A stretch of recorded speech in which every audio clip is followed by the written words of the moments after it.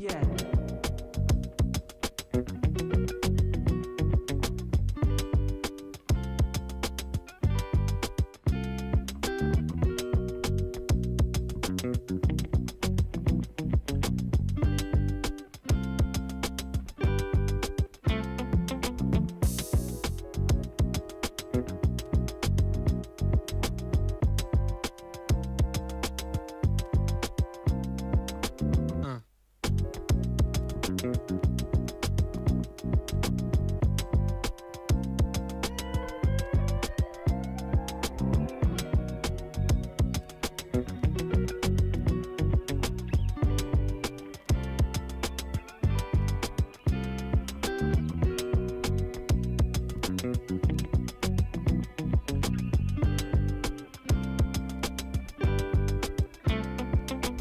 No. No.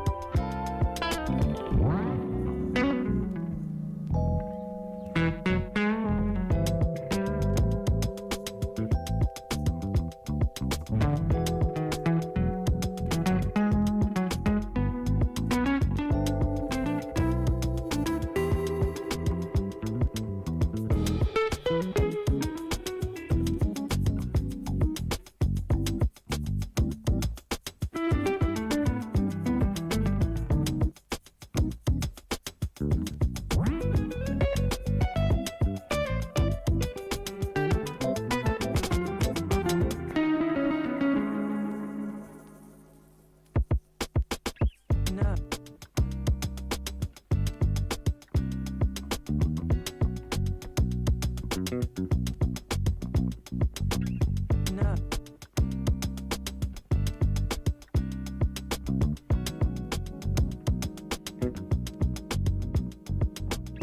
No.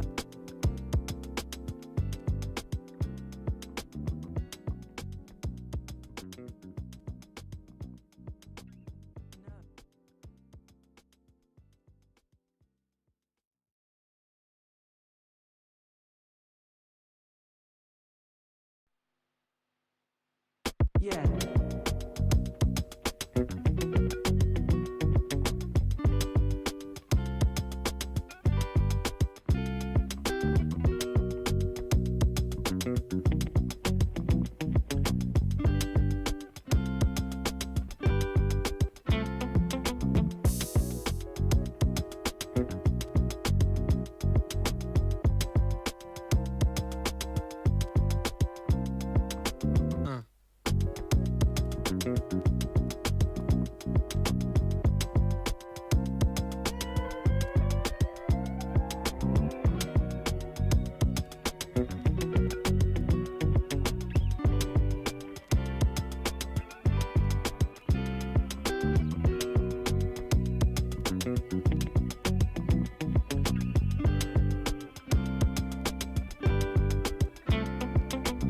No.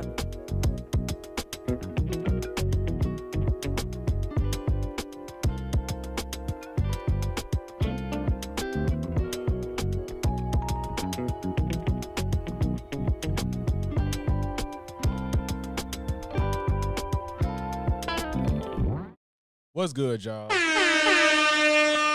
What's the word, gang? Welcome back, Weenie. We gotta bring it. I mean, I hate this little stupid thing that don't go away when I'm on Discord. If I don't open it up, who we got in here? Janae, what's good? TJ, James, DK, Young Nero. Who else we got in here? I think I saw I can't scroll on my other thing. No, that's everybody that's in here. Well, that's at least announced themselves. What's good? How y'all feeling, man? Happy Friday. Janae in here doing her thing per usual. Been like the live since 7. Appreciate you, big dog. TJ, what's good? Officer Tantrum. Ha! I like that. Officer Tantrum versus Brian Tyler Cohen. It was Miller time, first round. Damn, what the all the hey, you just snapped DK. It was Miller time. I seen the little the promo. I seen the promo they did for the show, and Tim Miller looked like he lost his shit. So this should be good. And Brian Tyler Cohen, he a little soft spoken, but hopefully he got some shots in, and Officer Tatum a little bitch. So your birthday Sunday, happy early birthday. Y'all tell Janae happy early birthday. Talking about I'm getting old. Hey, we only could get older, not younger. More money, more money, more money. Shout out to Wise TV for the $5 super chat. RIP my granny. She got hit by a bazooka. Bro. What the hell? You relax. Oh, God. Y'all, RIP to his granny that got hit with a bazooka. Oh, man. I'm playing Flex Zero. Left out. Way out. Y'all talking about some other shit. Okay. Wait, what do you mean you got left out? Oh, maybe you talking about in the chat. You ain't talking to me. I called everybody name. I called everybody. So that ain't on me. But yeah, man. We got a little bit of different type of shit today that I wanted to cover. Should be good, but I got something different in here after the Peers joint. I can't change this. I'm locked in. I changed my shit from 30 FPS from 60 FPS to 30, but I'm not liking it. And I only did it because I felt like I would get better resolution. That's the only reason I did it. I don't know if it's better. I don't think it is. But I'm going to go back to 60, but I can't do it in the middle of the stream. But it should be fine. I'll probably get over it. What's good, Blue Eagle? Yeah. But before we start, not before we start, the first thing we're going to do is this Piers Morgan panel with Brian Tyler Cohen, Tim Miller, Officer Tantrum, and some other guy. I don't know who he is. We'll find out, though, I'm sure. So, let's see. I heard, seen a lot of people clipping it, so it's probably some good shit going on. Let's see.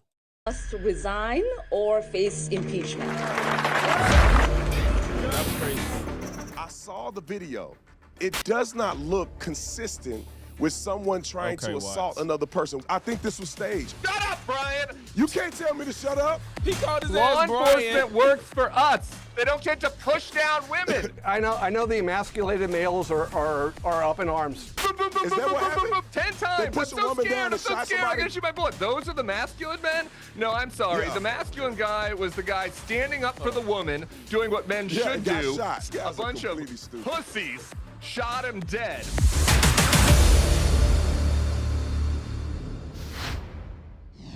The biggest dividing line in politics and in culture is no longer right or left. It's a lot to do with basic trust. Do you believe this person is honest? Are they authentic? Are they telling the truth?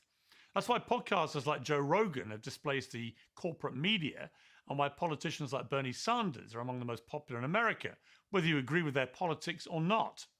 Yeah, After I the think it's past gonna few be a weeks, good it's one, hard to TJ. see how some key figures in the Trump administration can ever be trusted again, having chosen scripted gaslighting over honesty at a moment of genuine crisis. If Pierce could do this show the exact same way at his crib, why not? Like, there's nothing different. The audio quality is the same, different background, but is he paying for that space? Because if this shit is exactly the same, just do it at home. An individual approached approached U.S. U.S. Border Border Patrol Patrol agents officers with a with 9mm semi-automatic handgun. The officers attempted to The disarm agents this attempted individual, to disarm the but the individual, armed suspect but he reacted violently resisted, The fearing for his script. life and The the lives script. and safety of fellow officers. An agent fired defensive shots. Medics were on the scene immediately. Delivered medical aid to the subject, but the subject was pronounced dead at the scene. This looks like a situation where an individual arrived at the scene to inflict maximum damage. Where an feel me? The individual fucking wanted to script. do maximum damage and massacre law enforcement. Well, anybody who'd seen the footage of Alex Preddy's shooting knew it just didn't stack up. And the same can be said about many of the arguments put forward to effectively justify his death. This was one of the most popular. Number one, the Second Amendment is a right. I'm not a Second Amendment absolutist. You have the right to carry a weapon to defend yourself, not the privilege. It is a right. Those rights come with restrictions. I think you would understand that more than anyone at this table. One of those restrictions is you have to have your ID and your permit on you. We don't know. Current reports stop it, stop it. They didn't even know he had a gun until it got took from him. At which point, he's not carrying legally. None of that matters. Fine, that's all true. But we know that he did have a permit for his gun, and the law says he has to show it when requested to do so. Where in the footage did any of the officers stop to ask him for his paperwork? Right. And why was Kyle Rittenhouse a hero for not using his common sense, but Alex Pretty caused his own death by not using his common sense? Ads. The only thing I don't Pretty even was know how to brandishing control that shit. was his iPhone, which has also become an unlikely source of contention. I want to show you something. It must be default. I don't have control of the ads. I didn't even know that was a thing in live. Does that look like to be a gun? honest. I did not think know it does that. a little bit. It's a phone. It's black, like most phones. I see this clip. Why? First of all, Newsmax is a disgrace to news, period. Because at what point did that ever happen? When did that ever happen?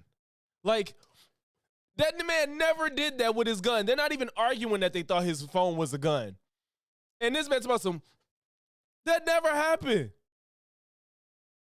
That's crazy stuff. Well, Why do crazy you say stuff black is like correct. that? Many people were justifiably furious with Newsmax Biden is a officials fucking and liberal media joke. personalities who repeatedly told them to disbelieve their lying eyes, not least about Biden's own health. They were also furious about the idea that angry white conservatives were domestic terrorists and the single greatest threat to America. Most of those people voted for President Trump because they were sick of it. They didn't give his enforcers a mandate to repeat the exact same playbook. Well, joining me to discuss all this is Tim Miller, the commentator with The Bulwark. Jonathan Fahey is the former acting ICE director. Brandon Tatum, a.k.a. Oh, the Dread, what's good, bro? And Brian Tyler Cohen, host of No Lies. So welcome to all of you. Tim Miller, it seems to me... Hey, make sure y'all follow Oda Dread. He got some quality content over there. Please follow him, y'all, in the chat. Oda Dread. His content is really good, and he be on the same goofy niggas' necks. It's been a very significant 48 hours, actually, for Donald Trump, for his administration, for the wider public, and for this issue of trust and being able to believe what we see with our own eyes. Because if you listen to what these administration officials were saying in the immediate aftermath of this killing, then this guy, Alex Pretty, was about to launch a massacre of law enforcement officers, when we could all see from the various clips that were coming out that that simply wasn't true. He was defending a woman protester who'd been thrown on the floor. Got a hoodie He was on. then thrown on the floor himself. Yes, he had a weapon on him, but at no stage did he brandish that weapon or represent any threat to the 8 ICE officers that engulfed him. And in fact, they took away his gun and then they killed him. So given that we could all see that, I think what's happened here, which has been Zane, that's pretty cool. Yeah, drop his unprecedented, quite link. fascinating to watch, is that Donald Trump has realized this has crossed a line many people may not have thought Donald Trump was aware of or cared about. And that line being, if you try and tell people that what they've just seen with their own eyes is not true, they're not going to buy it. Trust in you is going to erode, and your polling numbers are going to get slayed. And ultimately, it will cost you at the ballot box. What's your reading of it? Well, I hope you're right, Piers. I hope that Donald Trump changes course. I think we've seen some very minor evidence of that, replacing Greg Bovino with Tom Homan. For me, I would have preferred that all of the ICE and CBP agents be removed from Minneapolis immediately, and then taken off the streets and brought back to BC or to the border where they're supposed to be. Minneapolis is famously 300 miles from a border, and then they could reassess what a program would look like where they actually went after the worst first rather than. It's just so stupid how they have them in Minnesota, and Minnesota is not by no fucking border. It's not even touching the Canadian border, if I'm not mistaken, right? I don't think Minnesota's touching even the Canadian border, and y'all not worried about Canadian illegal immigration. Menacing American citizens and menacing people who are here legally. And I do agree with you that the American people overwhelmingly do not want and do not support a government that murders its own citizens in the street, that unloads a clip and shoots them 10 times, fires 6 bullets into their dead body on the ground and then lies about them and smears them after they're dead. I think that the majority. We pull niggas up around here. Your shit is good, man. I ain't even gonna lie. Your content good. Vast majority of Americans don't want that. You'll probably be able to find a couple of shills to come on and defend that on this show, but I think the vast majority of Americans say, no, we do not want murderous mass thugs anonymously killing our fellow Americans. And so I do think that that is showing up in the polls. I think you're seeing Donald Trump's numbers erode massively, particularly among Hispanics, but also among young men, the libertarian types, the folks that really believed the "don't tread on me" flag, folks that really believed in the First Amendment, which protects free speech, which protects taping people in your community if you want to, as well as the Second Amendment, which protects your ability to carry a weapon. So the young men that flocked to Trump, I think, thinking that he was going to be a free speech president, are now seeing the truth, and I do think it's hurting him with them as well. Yeah, Officer Tatum, welcome back to Uncensored. I mean, the really frustrating thing for Donald Trump. This fucking pussy. Oh, thank God. I get to talk next. Like, calm down, nigga, damn. A large part of his immigration policy has been extremely successful and well received. And I'm talking specifically about the basic closure of the southern border. Like he just got done crying or something. Years of Biden allowing millions of people to come in illegally, Trump has stopped it. That's a great win for his administration. Why it look like Tatum and dude next to him got on the same damn jacket? Like, what the fuck? What the hell? Is something most Americans agree with. And yet here he is now getting quite negative polling about his immigration policies. And I think it's all come down to this issue of how the ICE agents are behaving in these rural areas and these back-to-back shootings, deadly shootings, of protesters. Well, it's because of mindless people like the gentleman that just finished speaking is the reason why people have this perception that Donald Trump is somehow doing something wrong. They deported 600,000 people. They've deported people who have committed murder, rape, all kinds of dangerous and felonious crimes. Also, they keep saying that like that's most of them, y'all. Most of the people they deported have no criminal history. They're deported in all 50 states. Why is Minnesota the only state that's having issues? And then to get on TV and say that a guy is observing the First Amendment and Second Amendment while he's at a protest, assaulting ICE agents, Border Patrol agents. He committed an assault, a felonious assault against the ICE agent. That's how he got into a physical altercation. What's good? While What's carrying good, a firearm without notifying what was the assault? When the Border Patrol pushed the lady, he went hands on. That is a felony. You cannot do he that. didn't assault anyone. But Brandon, here's the problem. Is that not a felony crime? When you say what you witnessed was an assault, to physically assault. Brandon, what do you think of when you hear physically assault of a law enforcement officer? Physically assault. What do you picture? What the man did was I think if y'all look at the video, I think his instinct that he got so upset that woman got pushed, he kind of dived in between them, and when he did, he touched the officer, but they act like he move out the way. He ain't do all that. He kind of stuck his hand in the way, and I think it went into the stomach or the chest of the officer, and the officer got mad. Now, if you're gonna sit here and be like, assault, come on, bro. These people are acting like the motherfucking law enforcement is RoboCop and you can't lay a finger on them or something, or else you'll just die. This is the arguments they're giving. If I'm talking to a police officer and say I'm trying to get out of a ticket and I'm like, yeah, I was just trying to get to work and I just tap him on the chest, am I gonna get shot because I assaulted him? Or does that mean he gets grounds to just spray me? Even let's say I shouldn't even do that. Oh man, I would, don't give me a ticket, man. I'm not saying I would do that, but does that give him grounds to do whatever the fuck he wants to me because I tapped him on the shoulder? If I just do that, that's how they're acting. You're right, Corey. It do depend on the cop. You're right, but I would think that if that ended up in me getting my ass whooped, I think most people would be like, come on now, this is just wrong. That these people are advocating for a world that even if you do make a mistake as a civilian, that they're just gonna justify you getting shot after it. Even if Alex made a mistake, he didn't deserve to be killed for it. That's the problem. Even if he made a mistake, which I don't think he necessarily did in this instance. Hang on, let me finish. When you say what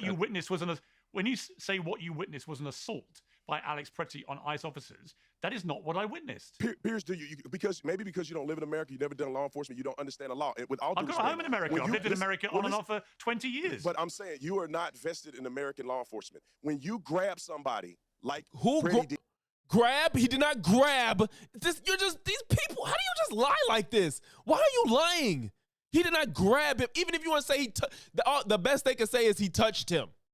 And that they don't want to say that because they know it don't sound bad. But if you grab an officer, he didn't grab him. With an ICE agent, that is an assault, subject to an arrest. They had every right to take him down to the ground. I seen that video. He had a gun on him. I seen knowingly. that. Came with multiple magazines. But you should agree with that. What? I don't agree with that. Look, I was defamed there. Well, hang on. Let me finish. A border patrol agent. Yeah, I will come back. Brandon, if you I have want to spent peacefully 20 protest, years. you can carry a gun. Brandon, you can't assault I have spent 20. Shut up! I spent 20 years working and living in America, a lot of the year, right? So I know America very well. I've covered a lot of these stories over the years, for CNN, for others, for Fox, for others, everyone, right? So you don't have to slightly patronize me with you're not from these I'm not parts. patronizing. I know America. Yes, you were. That's patronizing. Hang on, Brandon. Let me finish. I've owned a home in Los Angeles for 16 years, okay? So I do understand how law enforcement works in America. I understand what the law is, right? I understand all of these things. But I look at what happens. Immediately you say that if you take a gun to a protest, but that's exactly what I've heard. No, when you fight people when you fight hang on, Brandon. Who's fighting? I haven't finished my question. I haven't finished my question. For 20 years, I've battled with the NRA and with the conservative right about this issue of guns in America. And I eventually concluded this is an issue for Americans to resolve amongst yourselves. I respect that. It's your country, your culture, your laws, your guns. However, there is a blazing hypocrisy in this narrative that's been spewed about Alex Pretty that somehow one of the problems here was he was carrying a gun. He was carrying it legally. No, the problem is not carrying a gun. Under his Second Amendment rights. Here we go again. Bro, this man has a Melania ad on his show? Piers ain't beating the Republican allegations. Why do you have a Melania ad on your show? This ain't YouTube, y'all. This is Piers' own inserted ad. What the fuck? Wait a minute. Before the cameras, before the ceremony, before history is made.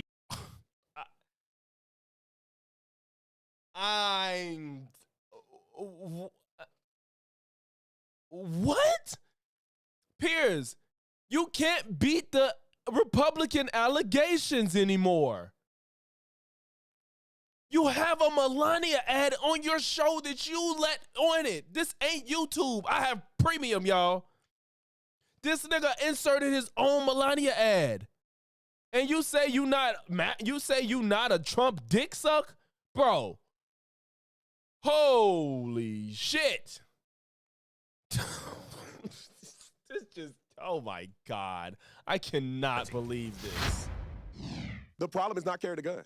The problem is getting to a physical altercation. He knows his audience, right. Intentionally and premeditated a physical altercation with ICE agents. I would never. I mean, yeah, I know he got paid for it, but how do you not beat the allegations at this point, man? That's crazy. I got my gun on me right now. I would never confront or get in a physical altercation with any law enforcement with a gun on me. You don't have. He didn't try to get in an altercation with law enforcement, sir. And I'm sorry, people that carry guns, they do that shit like it's a wallet. They carry their shit like it's second nature, and you should know that. But nobody goes out like, yeah, I'm finna get in an altercation with police. So I'm gonna say, let me go get in an altercation with my police, and then I'm gonna leave my gun at home. No, nigga, if he carry his fucking gun, he carry that bitch at all times. Why are you, I know he gonna probably claim he a gun owner too. He a former cop. So I know you probably carry a gun. But why are you saying it like he had the mindset of let me go fuck with law enforcement today so I could get killed? This is the dumbest shit I've ever heard. They're going way too hard to try to act like Alex was just this terrible actor in all of this shit. Learn that in CCW class and as a person with common sense. Because what happens? Things get twisted up. You have the gun get exposed. They yell, gun, gun, gun. He's reaching for his waistband. They think he has a gun. All of that sounds like incompetence to me. That all sounds like incompetence. What's good, Ms. Watts? All of that is going to be justification under the law because the perception of the Border Patrol agent that believed that he was armed and dangerous at the time that he fired the shots is going to be justification. They took his gun away. For anybody on this panel.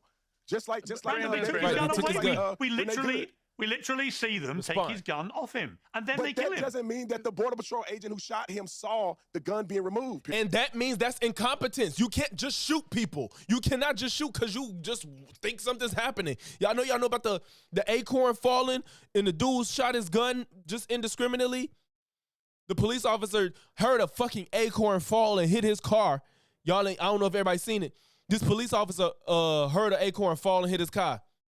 The motherfucker jumped on the ground, said, "Shots fired, bah, bah, bah, bah." That's what he did. And I guess he quit before they fired him. But I'm sure it would have been some type of reprimand for that. And now this motherfucker, they took it off of him. He said, "Gun, gun, gun." He thought he had a gun. So now I could be walking down the street. I have a legal firearm on me. Wind blows, it gets shown. Police officer, law enforcement, border patrol, whatever the fuck. Gun, gun, gun. Bah, I'm dead, huh? Like, it don't change the it's honestly worse because it would be easier for me to grab my weapon if I'm just walking than the position Alex was in. He was getting jumped on like fucking Rodney King. So if somebody screams gun, all bets are off. The police could shoot you. That's what Brandon's advocating for at this point. That is look, Brandon, please. We've listened to this enough. For starters, your whole spin is crazy. This idea that you started your thing by saying this was justified because the Border Patrol agent came and pushed a woman to the ground. Why are Border Patrol agents? Excuse me, sir. Let me continue. Why are Border Patrol agents in Minneapolis, nowhere near the border, pushing American citizen women to the ground? Brandon, shut up for a second. Understand how law works. They have jurisdiction to enforce immigration law within the boundaries of the city. What the heck are you talking about? Was she an immigrant? Was she an illegal immigrant? Who? They pushed an American citizen to the ground. We have rights, Brandon. The entire Minneapolis police force. Shut up, Brian. Brandon, whatever. No, he's corrected. He said, "Brandon, whatever your name," because Brian. It's funny. It's a Brian on the panel. He said, "Shut up, Brian." But the entire Minneapolis police force. Shut up, Brian. I've never seen Tim this upset. The entire Minneapolis police force shot 0 bullets all year last year. 0 bullets. You want law enforcement works for us. So I thought. They don't get. Brandon always trying to fight somebody when he get hold, and that shit's so lame. Like, bro, y'all on the internet, stop with this trying to fight shit. I hate when niggas do that. He did the same shit to Black Hotep when he criticized him too. "Oh, nigga, I'll whoop your ass, nigga. I don't care." Like, nigga, stop with all this tough guy shit. Stop. He told you to shut up because you wouldn't shut up. He trying to talk. You spoke the most out of everybody. He trying to talk, and you steady talking over him. Of course he getting frustrated. To shoot American citizens they 10 times and shoot 6 bullets into our dead bodies. They don't get to push down women. They work for us. They represent us. We pay. What is this? What's puss about him being upset that they just killed an unarmed man? What's pussy about that? They need to use restraint and de-escalate. Okay, they're here. Grow a pair. What are you talking about? Not to push women. What are you talking about? Okay, time out. Time out, guys. Citizens executing their rights, and they got murdered. And you're on here defending them like a ghoul. All right, okay, hang on. He's dead. Time out, please. Time out, please. I want to bring in Jonathan Fay because you're a former acting ICE director. But first, I want to play a clip from Donald Trump about the gun part of this. That being said, you can't have guns. You can't walk in with guns. What about the Second Amendment? You can't walk in with guns. You can't do that. But it's just a very unfortunate incident. Do you agree with the assessment from some of your own officials that Alex Freddie is a domestic terrorist or an assassin? Well, I haven't heard that, but certainly he shouldn't have been carrying a gun. But I don't like that he had a gun. I don't like that he had 2 fully loaded magazines. That's a lot of bad stuff. And despite that, I say that's a very unfortunate. Now, the thing is, Jonathan Fay, I've repeatedly heard Donald Trump say he's the biggest Second Amendment guy. Yeah, no more two-way, y'all. No more two-way. How does that square with what he's sell all your guns, y'all. No more two-way. Saying there about this protester who was there, had a lawful right to have a firearm and the ammunition. He's saying he shouldn't have taken it, but that's a repudiation of his constitutional rights, isn't it? What, dude? Close your mouth, dude. Mouth open. I don't think so at all, and I don't view it the same way in that, yeah, you have a right to carry a firearm, but it also comes with responsibilities. I know Tim's rolling. He didn't say nothing about being responsible. He just said you can't have guns, you can't have guns, you can't have guns. There, but the thing is, what the issue is here is this person injected himself in the situation, and I'm not going to come to a conclusion because I don't know what happened, but he injected himself into a law enforcement situation, and he was armed, and he went there. He didn't go there to protest, my understanding. These people weren't holding up signs saying open borders, mass amnesty. He was injecting himself into a situation to interfere with ICE doing their jobs. The legal issue, and you don't just come out and say it's murder if someone dies. The issue is, did this officer have a reasonable belief that his life or the lives of others were in danger of being lost or being seriously injured? And one thing, hang on a second, Tim.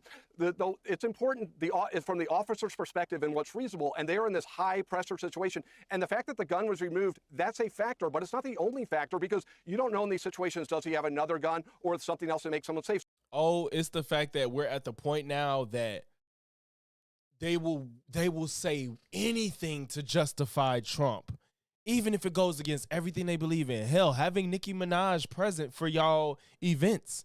Y'all don't care about anything if it's as long as Trump, whatever it is that Trump wants, these people are going along with it. Even if it comes down to 2A, they like, no, you can't have a gun. So the question is, did any of your agents ever fire 10 bullets into an American citizen? Did that ever happen when you were acting director? Did they ever fire 10 bullets into a... And look, now Brandon's not even it ain't even his back and forth, and he's still talking. Jesus. He cut Tim off. Let Tim cut him off for a second at least. American citizen? Tim, if you could did that ever happen? A little bit. Did you ever do that? Look, I can answer happen the in any question of the if you cases want to just, are you performing or can I just answer? No, I'm asking. It's a fair question. Did that ever happen? You were the acting director. Did any of your agents ever kill American citizens? Don't speak over each other. Are we here to talk about this or is it just don't talk over? Yeah, I agree. What is this? Let's not talk over each other. So yeah, but you let Brandon constantly cut him off, fuckhead. I think the question Tim is asking is a reasonable one. I know the emasculated males are up in arms, Tim, but come on. All right, but you're saying the problem is that I would say the person. Excuse me. I would say the person. Please don't talk over each other. Guys, you just called me an emasculated male. I would say please don't talk over each other. And that's just shit. That shit was not on accident. He called him emasculated because he gay. He wouldn't have said that shit if it was Brian talking. He wouldn't have called him an emasculated male. He only said that because he's gay.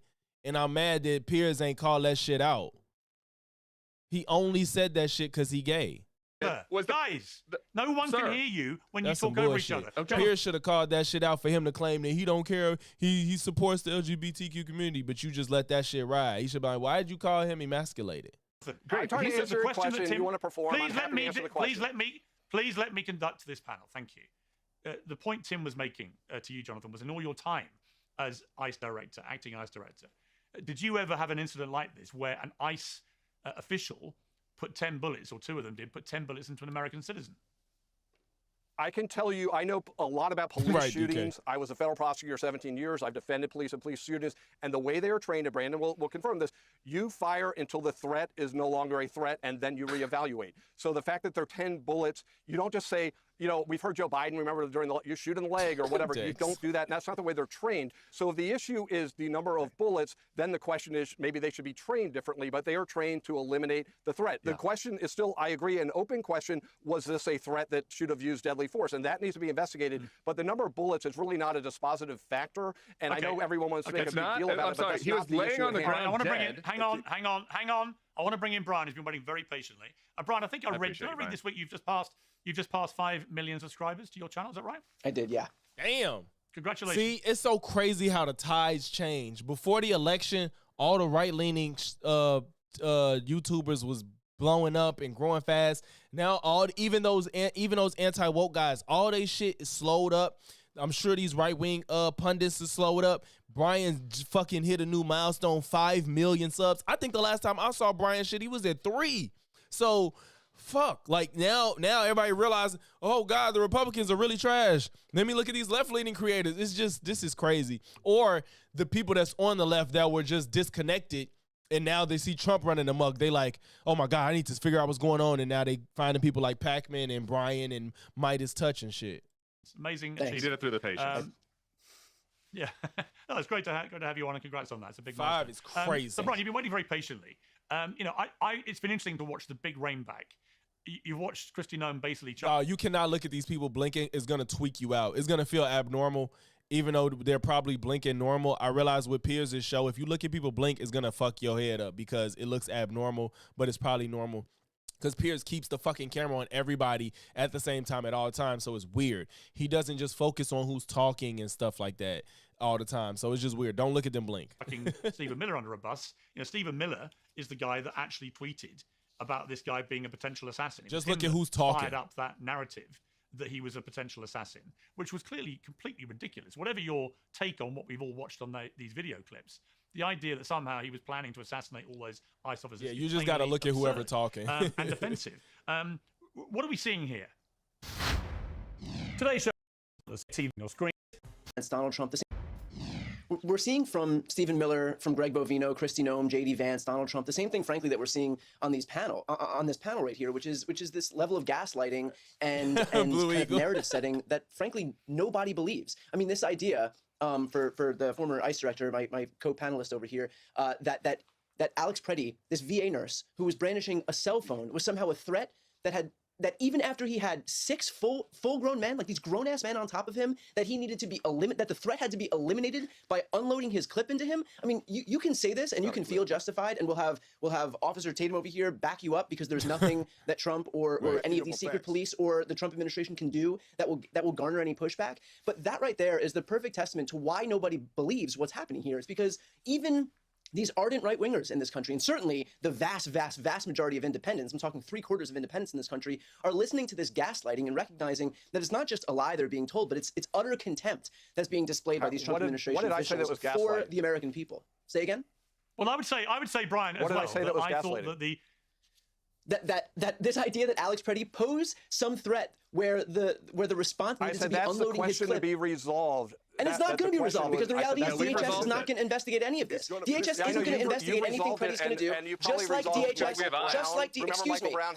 just like DHS is not going to investigate Jonathan Ross because DHS doesn't investigate any of this stuff. So if the excuse is always going to be, oh, don't worry, we'll get to the bottom of this in some full investigation. There's not going to be a full investigation. Should he be charged with murder because he upsets you? Will you stop? That is such a straw. Should he be charged with murder because he upset you? No, there should be an investigation, and if there are charges that can be brought, they should be. I think it's hard to get murder for him or Renee, but manslaughter is on the table. Hell, what did Chauvin get? Is it like 3rd degree murder? I think 3rd degree and manslaughter is definitely on the table. 1st and 2nd will be no, but 3rd degree and manslaughter is definitely on the table. By Stephen Miller, Donald Trump, J.D. Vance, and Kristi Noem. Can we talk about use of force policy? I want to mention at this stage. Convicted of murder? Hang on.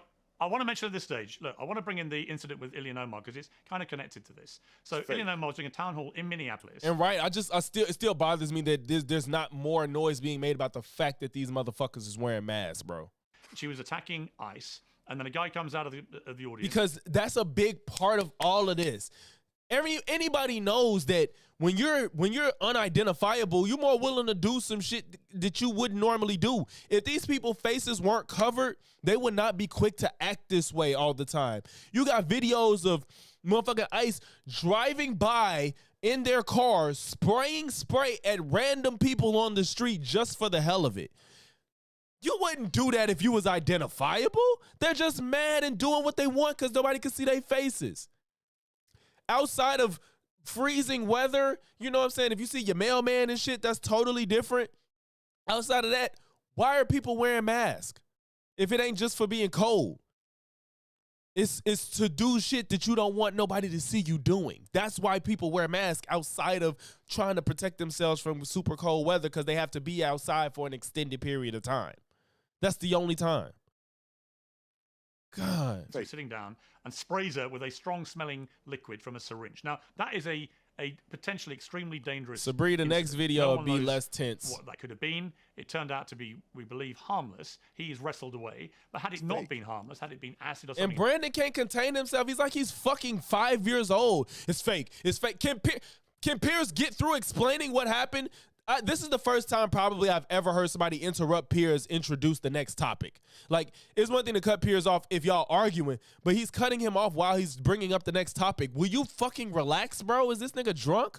Else, then, maybe she could have been very seriously hurt or dead. Now, Brandon, what has concerned me about this is that niggas gonna wear their shiesties in the cold. That's some bullshit. There's an immediate position by people. That look like the camera I'm finna get. That's crazy. That's the camera I want, y'all. On the right, that's the camera I want. I think that's the camera I want. The Pocket 3. Right. That because you don't like Ilhan Omar, that she somehow staged this, it's not real, it didn't happen the way people think it did, this guy was a plant, and so on. And again, it comes back to what I sense is a complete eradication of basic humanity. There ought to be parameters between left and right where we can just agree when something like that happens, we all say this is terrible and shouldn't be happening. Pierce, there's no jump to conclusion. I don't care about none of these people. They don't pay my bills. I don't have to say anything about Ilhan Omar. I don't really care. Please, nigga, you just was so thirsty to say something about it while he was introducing the topic. About her. But the bottom line, and Donald Trump don't pay my bills either. But the bottom line is that I'm looking at this impartially. I don't know what anybody said. I saw the video, and it does not look consistent with someone trying to assault another person, which means I have never in my life seen a person get up, spray something out of a syringe at someone's chest. It happened to be nothing, inert. And then she comes after him. You didn't see her back away from him. You didn't see her shy away from him. You didn't see any of that Brandon, nature. you would and say, the guy didn't even resist. Brandon, you would say the complete opposite if that was a Republican That's not true. Brandon, is the guy going to jail just for fun? That's not true. Is the guy going to jail just for fun? Is that part of the show? I just want to hear a little bit more about this theory. No, please, just 1 second. I have just a question. I want to hear more about this theory. That guy. I'm giving you the elements. Is he going to jail for show? He's going to jail. I'm giving you elements of why this looks strange to me. And so why do you think he's going to jail? Is it for show? Is he like Antifa? Is this part of like is this the lizard people? Listen, was there anything in the syringe? It was inert. There was nothing poisonous. There was no pepper spray. There was nothing in the syringe. I'm asking you why you think he's going. He probably. This is so stupid. Just because it wasn't harmful, he just wanted to feel like he did something to somebody he didn't like but wouldn't get him in the most amount of trouble. He probably was willing to take whatever charge he finna get for shooting a nasty, they said it was foul smelling, something that smells like shit on her versus acid that could fucking kill her or permanently damage her. He was probably, that's what people do. Like, I ain't gonna kill you, but I'll whoop your ass. I'll take a charge for beating your ass, but I'm not finna try to kill you. Like, people make those calculations all the time. Isn't these the same type of calculations people make when they go to protest? They might get roughhoused. They might get some spray in their face. They yell in these people's face and they get sprayed. January 6th, they was willing to risk it all for this fuckhead that y'all just voted for again. So miss me with this, he didn't do nothing. If people willing to storm the fucking Capitol, I don't think it's unreasonable that somebody will put a something that stink on you because they don't like you. He was probably just willing to take the minimal risk to do whatever he could. Jail for this. He sprays her with the syringe in the chest. She goes after him.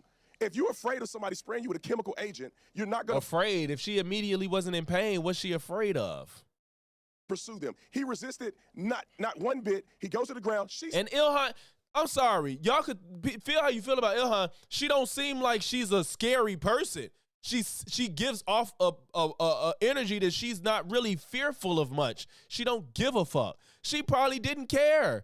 If she was in pain, she probably would have been in pain. But once she realized she was okay, she was probably mad as fuck. I would be too. If somebody threw water on me, if I don't see any signs of anything more happening, all he did was walk off talking shit.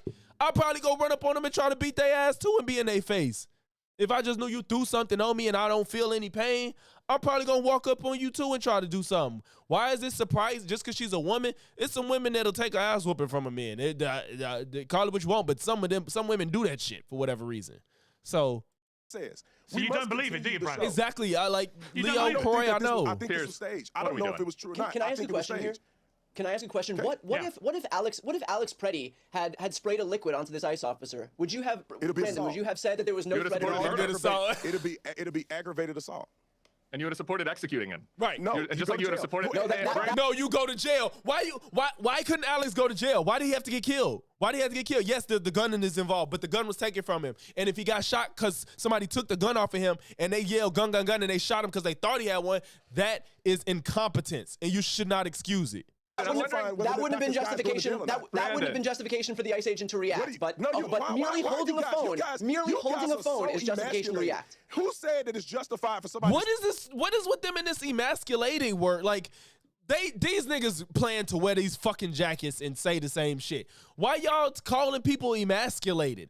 You use that word because this fucker just used it. Where is that coming from? Because they don't like the fact that the police are killing people indiscriminately. And you have a problem with a man going to protect a woman. I thought you was conservative. That man only probably reacted that viscerally because he saw a woman being pushed around. If it was a man, I'm not saying he wouldn't, but he might not have been so quick to jump and help if it was a man that got pushed like that. Hell, that officer probably wouldn't have pushed him if he was a man, honestly. Spray something. We're talking about a specific incident where a man had a gun. They had a reason to believe that he was armed and He had a gun in his holster. He was scared. holding a phone. He was holding a phone. Can we talk about masculinity for a second, Piers?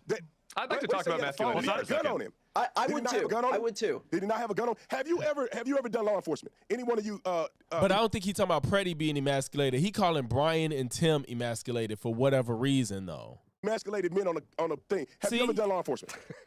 Brandon, I can feel this one for you. I'm happy to take this. Thank you for that.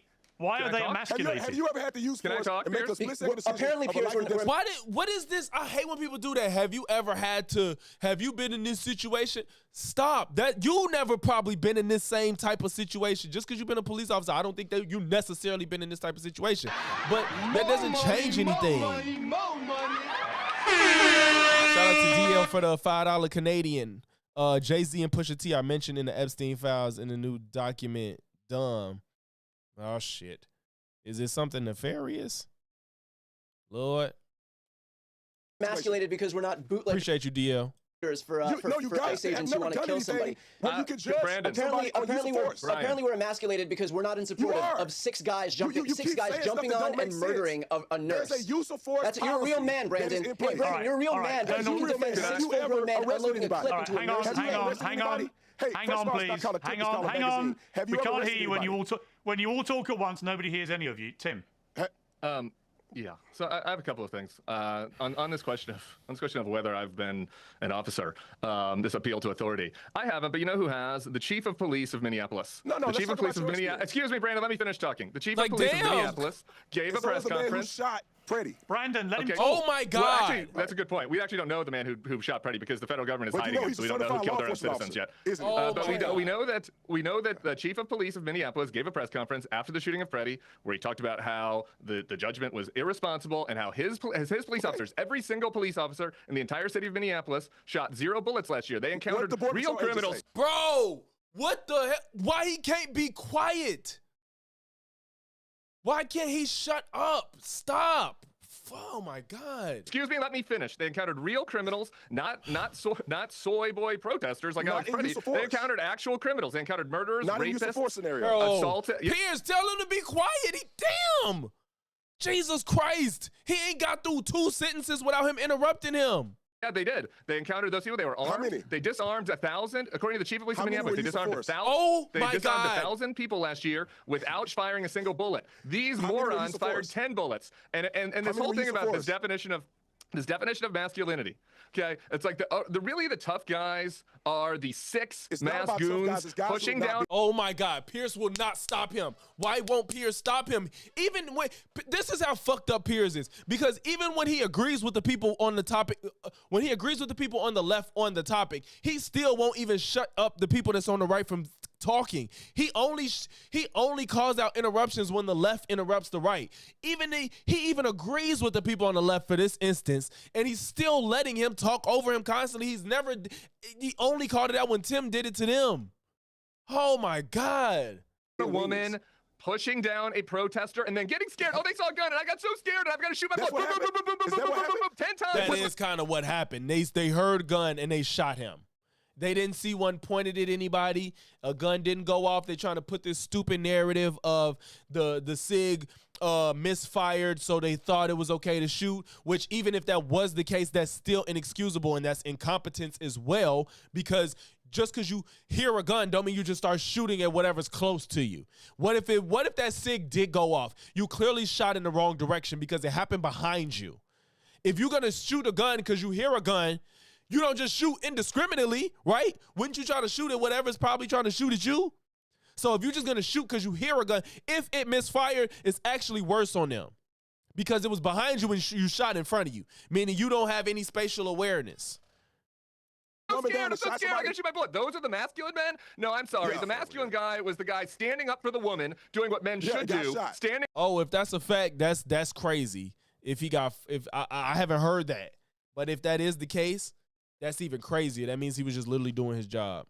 Up for the woman that got pushed down. Yeah, and he in shot while the exchange other for his agents was bravery, close. A bunch of pussies shot him dead. And Yeah, there was unloaded some there are some pussies. It was 7 of y'all, and y'all shot a man that y'all was all jumping. It was 6 to 7 of them people on top of this man, and you shot him. Y'all had 7. It was 7 guns versus 1, and he ain't even reach for it.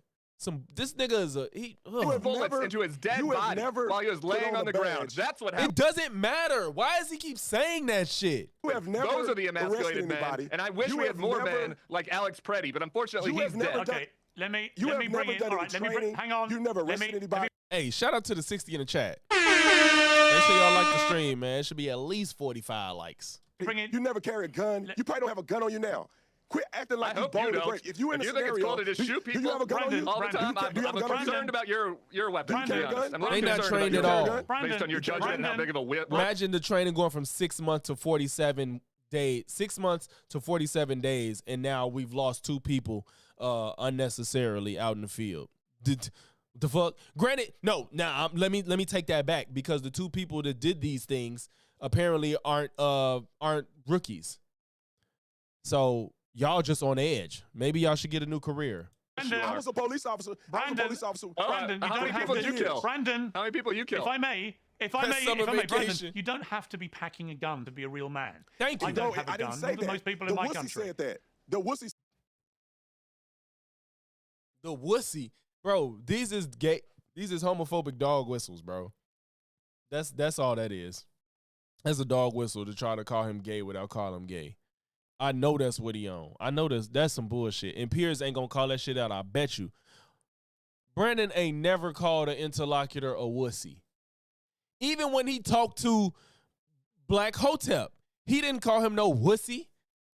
The fact that you even calling these niggas emasculated and wussies because they're upset that the police killed the man unjustly, and the man in the midst of trying to help a woman. What is soft about this? Like, I'm trying to, please help me understand. Said that. I'm saying that in order for you to judge a man who's making a life and death decision, in order for you to judge another man who's making a life and death situation, it would behoove of you. Well, Young Nero is not the same person. We got Jonathan Ross for Renee. It's not the same person. And plus, this was ICE with Renee, and this was Border Patrol with Alex. Or have any wisdom to be in a situation like that. I've been in a situation where I had to choose whether or not I had to shoot a person or not based on use of force policy and the threat of bodily injury or death. Did you do it? You have never done that. So it is weird for you to try to stop saying you ain't never done that. Why is he saying that's like you might as well say you never had to put your knee on somebody's neck to subdue them even though they wasn't fighting you? Like, what the fuck are we? You could point out something that happened wrong whether you've had to be in that situation or not. Nobody is saying police and law enforcement don't have to make quick second adjustments to situations that happen like that. Nobody's saying they have to make decisions on the fly. But that has nothing to do with if it's right or wrong. We're talking about if this was acceptable behavior from them. You stay talking about you never had to do it. Nobody's saying he can't react at a split second. We saying that what happened wasn't justified in the totality of circumstances.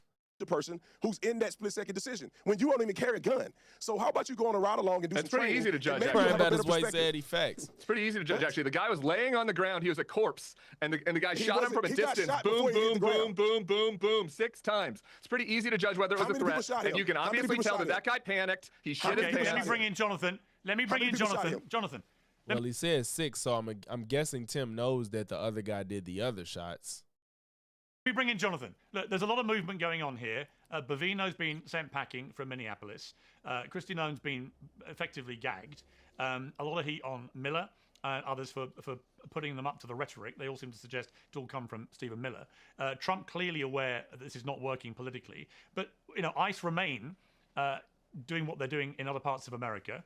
They're deporting a reasonably large number of people, although interestingly, less actually in the first year than Biden did in his last year, for example. So there are some interesting parallels here. What's good, bro? Apples and oranges because Biden was letting a lot more people in. But in terms of actual deportations, it's not overly successful so far, but it is attracting, I would argue, an overly negative context now for the administration.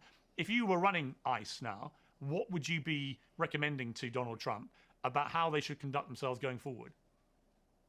Well, I sort of disagree a little bit with your premise in terms of how it's been successful. I think about 1.9 or over 2 million people have taken the self-deportation option, which is removing, in which the government gives them $1,000, and now they've raised that to $2,600. And so you put that on top of the 600,000 that have been removed, and then nobody else coming in. Exactly. It's been enormously successful. Wait, and the way, how do you measure success? Well, we have the lowest murder rate since 1900 in this country. I love how they want to brag on that now, but they wasn't saying that shit when Joe Biden was president. Murder has been, violent crime and murder has been going down steadily for a very long time. That's just been the norm, that violent crimes and murder has gone down over time. That's not because of this fake ass mass deportation you're doing, because illegal undocumented immigrants don't commit crimes at the rate citizens do. Oh shit, you moved from a red to a blue state, bro? Good shit. That crime rates are down about 20% nationwide. So our country is objectively safer. We know that. We know people aren't coming in droves anymore.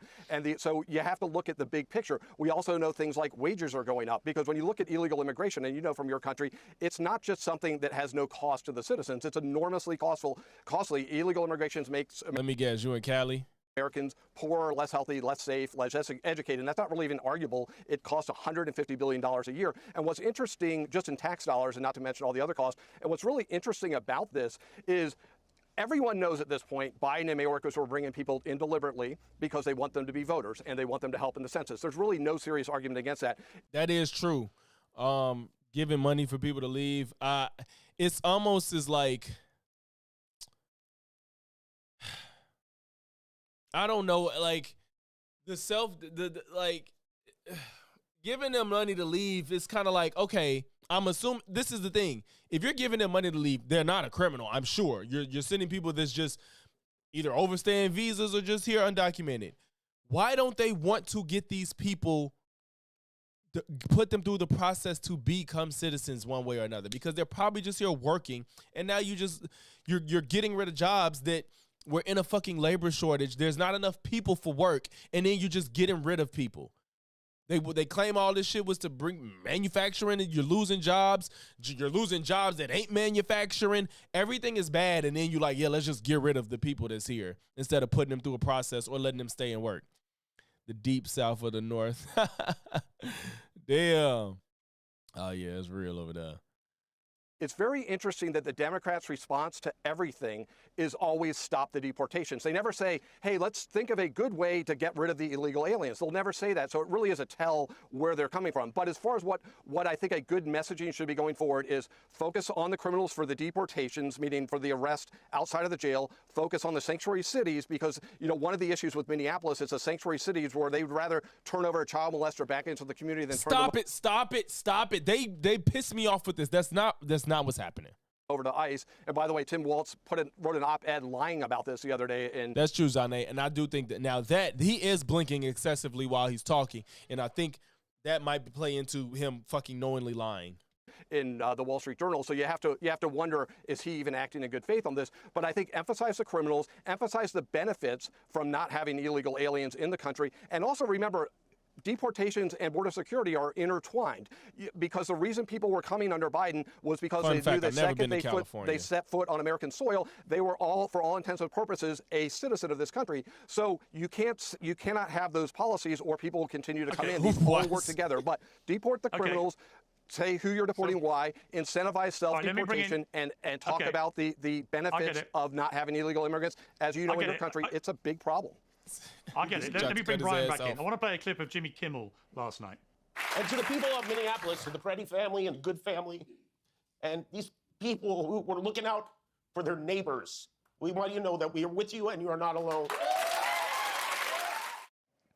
Brian, apart from the fact that Jimmy Kimmel really needs to stop crying. It's crazy, please. I just wanted to say that as a general blanket observation, that barely a week goes by when he's not blubbering like a baby about something. I'm not saying he doesn't care. I'm just saying that it's getting a bit weary for me.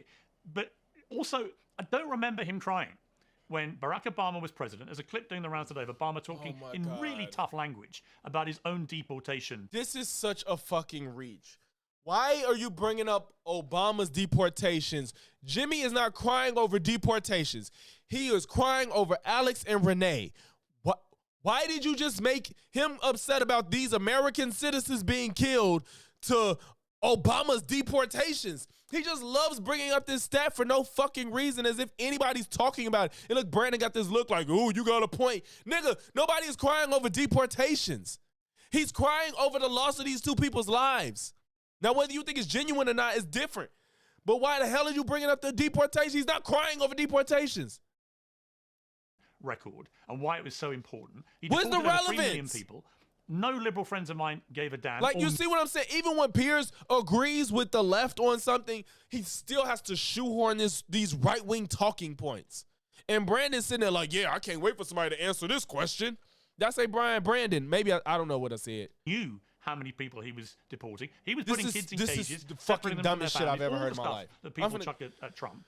But it was never an issue throughout those 8 years. He was the biggest deporter of people in the history of the United States in terms of pro rata per year as a president. So there's been a massive double standard there. And I can't help but think that one of the reasons is the liberal skewed media, which it is. I've worked in it. You could shoot a harpoon around the old CNN newsroom when I was there and not hit a conservative voter. They just didn't care because it was their guy.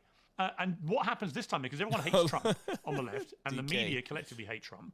So they fire everything up. Then it becomes a huge thing. Then you have people going out in the streets and protesting because they've been whipped up by the media. Then you have these altercations with ICE. Then you have deadly altercations. And we're in the position we're now in. I'm not saying they're to blame, but I'm saying that part of what we're seeing here is something that never happened in the Obama years about this kind of issue of... If you wanted to bring this up, you didn't have to use this Jimmy Kimmel clip. Like, that's what I'm saying. But even still, it's stupid because nobody's really... The protesting ain't about deportation. It's about the way ICE is behaving themselves. But if this is what you wanted to talk about, the Jimmy Kimmel clip was not necessary. He was not crying over deportations. Deporting illegal immigrants because nobody cares. You say he tweaking, he blinking too much. Is, all right, we can have Jimmy Kimmel blubbing on TV about he's doing a lot. He's doing a lot of blinking. Because he cares so much. Why didn't he care the same way when Obama was doing this? And did you care? And did you speak out about Obama's deportation record? Or do you accept that Obama pretty much shared Trump's view? Which is actually, if you're in the country illegally, then you should probably be deported. No, yeah, his blinking is out of this world. There are millions of people trying to become legally immigrants to the United States. Okay, wait, I need to see what this looks like at normal speed, because what the hell? What is happening with Buddy? What is happening? And there are hundreds of millions who've come to the country over the last century who did it the right way. He's blinking not even within a second. Speak to what my thoughts were during the Obama administration. I was in college, so I wasn't really paying that much attention to politics. But I would say in general, look, I am in favor of immigration. I think it's better for the economy. I also recognize that immigrants, if we've heard so much about crime, immigrants commit crime at lower rates than native-born Americans. So this isn't about stopping crime. Because if this was about stopping crime, our law enforcement agencies would focus on the people who are actually committing it, certainly committing it at higher numbers, but they won't because this is not about crime. That's just some flimsy pretext that people use to be able to justify this. They're not always able to find people who are illegally in this country that commit crimes. When they have a crime committal stat, it's because they've been able to find the person and prosecute the person to some degree. People that are illegally in this country have no identity. They commit crimes with complete impunity. So I don't know what that means. I don't know what that means. This idea that they have an identity. Wait a minute. Do you think illegal and legal immigration are the same? Look, of course they're not the same. Of course they're not the same. The reality is that do you accept both, or do you believe in one or the other? But they all get treated the same. What? Okay, I get what he's saying. Same? No, they don't. No, they don't. Well, I don't know what that means. I don't know what that means. Right. That's not a thing. If I could just say really quick 2 things on this point. Number one, right now they're and I wish Brian would have fucking separated Jimmy Kimmel crying from that shit. Like he just let that go. Reporting actually people that came the right way.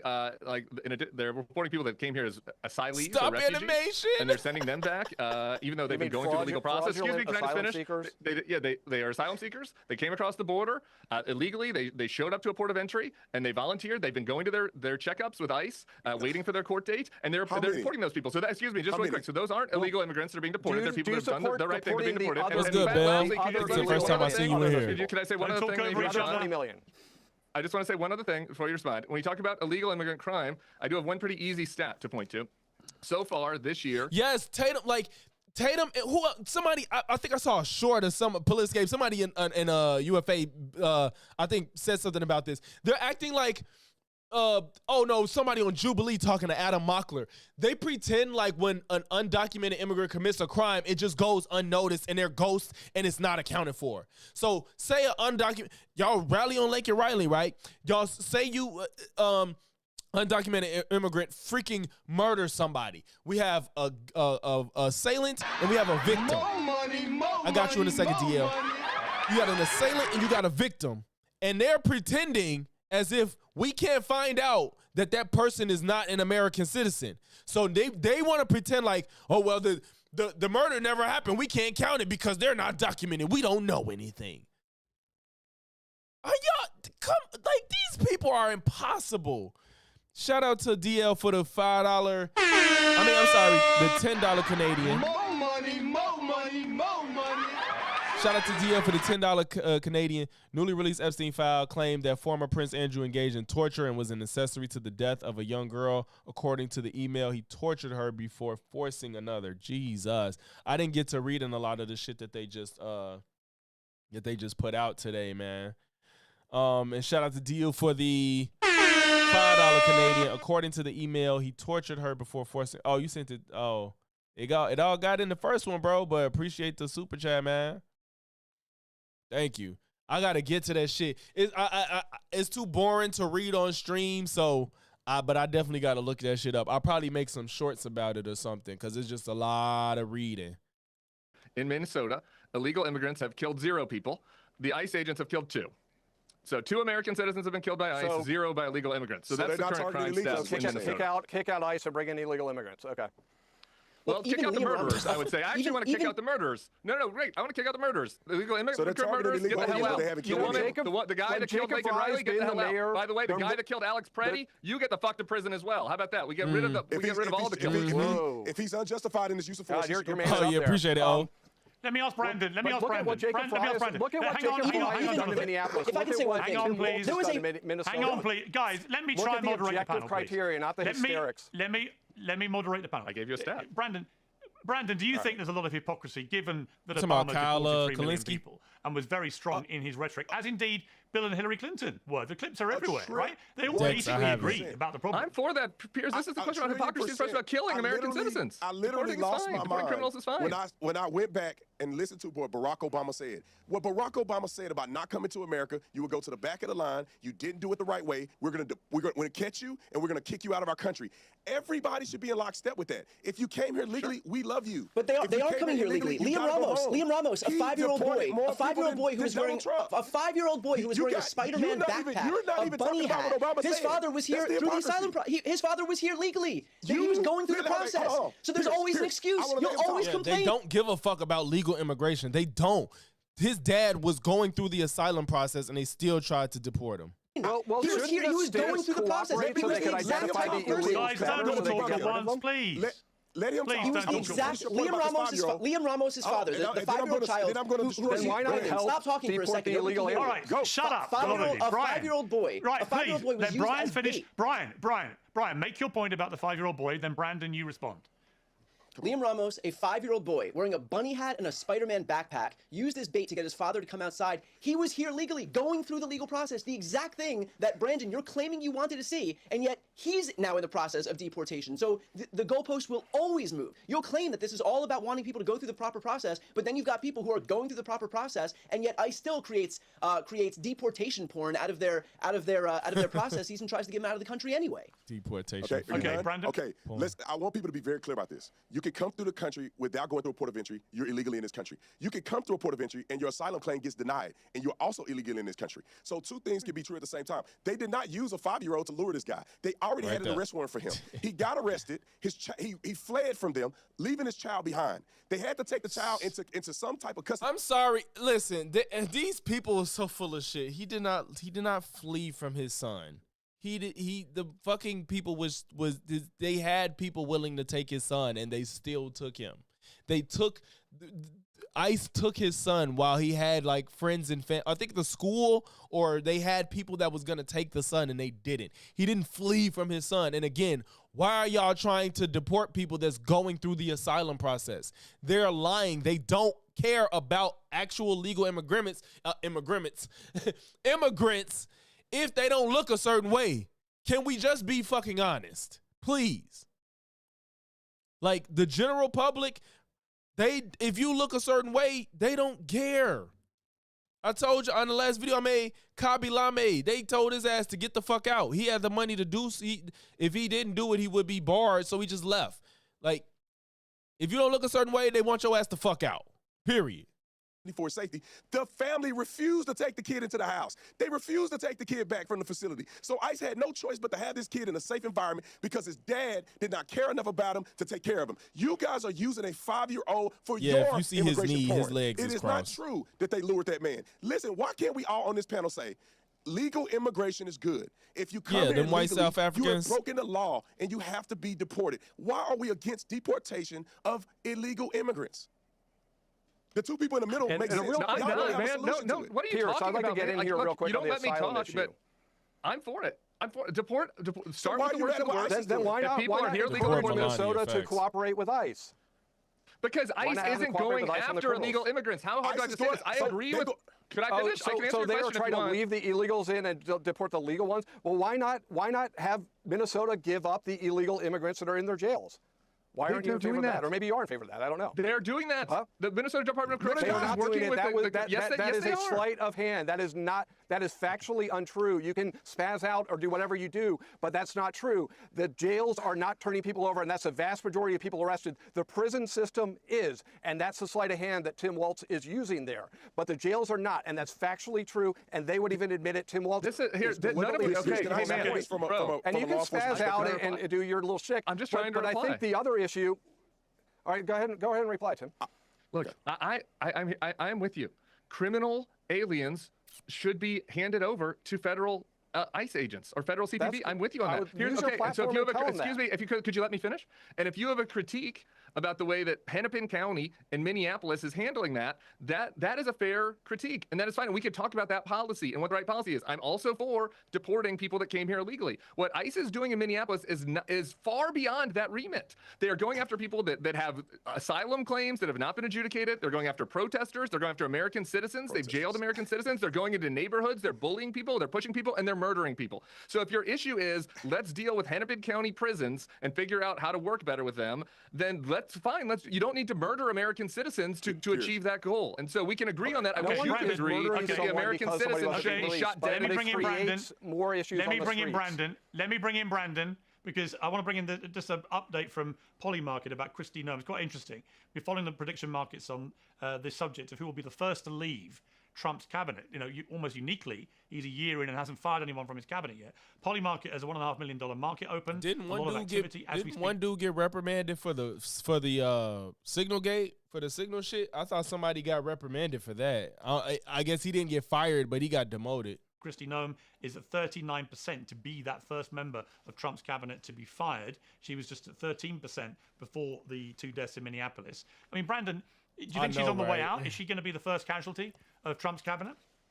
I don't know. I think Trump is very loyal to the people that are in his cabinet right now. Oh my God, I don't know, bro. What do you think? Like, that's why he hasn't fired anybody so far. But I do think that she's becoming incredibly unpopular on the Republican side. Now, I don't necessarily agree or disagree with it. I don't pay attention to what she's saying. I don't care unless people are getting arrested and they're doing their job. But I do believe if she's not doing what she's supposed to be doing, if she's doing things illegitimately and it's not working on behalf of the country, get her sorry self out of there. And I believe that with anybody that's in the cabinet. I don't owe no loyalty to none of y'all. If you don't do your job, you need to get fired. And so if there's a fair evaluation of Kristi Noem and what she's doing and not doing, and if she's not doing what's right for the American people and she's committing fraudulent behavior, fire her. I think we all understand it. Can I give you the Border Patrol response real quick? Law enforcement and Border Patrol connection, because I worked in law enforcement in Tucson, which is a border state, and we work well with Border Patrol and ICE. And there's a big difference when you arrest somebody and they are illegally in this country. Now, local law enforcement do not have jurisdiction to arrest them for their federal crimes. But we do take them to the jail, and we put them on what we call an ICE hold. Therefore, they cannot leave the jail facility even when they're done serving for their city crime or their state crime. the ICE agents will come and verify them and take them. That keeps the community way safer because ICE does not have to go into the community. When you force ICE to go into the community and then you have idiots harassing them, doxing them, throwing stuff at them, blockading their vehicles, you create an unduly risk. Even if this is why ICE is— even if I granted that this was true, y'all still not mostly getting rid of criminals. Y'all are just getting rid of people that's here. And the priority was supposed to be the criminals. Even if you have to go on the street, y'all care more about getting people that's just here working to just get the numbers up. It ain't because you really care about getting out criminals. Even if I granted you, which I don't think that's true. I think he's fucking lying. They're not trying to work with these people. And when they are, they're complying. If I'm going to trust somebody, the administration or Walls, I'm going to trust Walls. He's not as much of a liar as this administration has been. And he said he's cooperating with getting the people in prisons to ICE. They said they cooperating. But y'all going in the streets because y'all can't get the numbers that y'all want because y'all have lied about immigration. And that's why you're going after people seeking asylum, because that is the legal process. But you guys didn't want to fund, y'all didn't want to support the border bill because you didn't want to fix the problem. You just wanted something to cry about so you could vote in Trump again. We know if you keep following this back and back and back, we know what the fuck is going on, bro. We know what's going on. Y'all don't want any immigrants here. And Tatum, you running cover for these people that believe in the great replacement theory. Hold on, y'all. So this flat earther, okay, I just see. This flat earther said he was gonna go over my video. This video almost over anyway, so we good. This video almost over anyway. There was a flat earther that said he was going to go over my shit.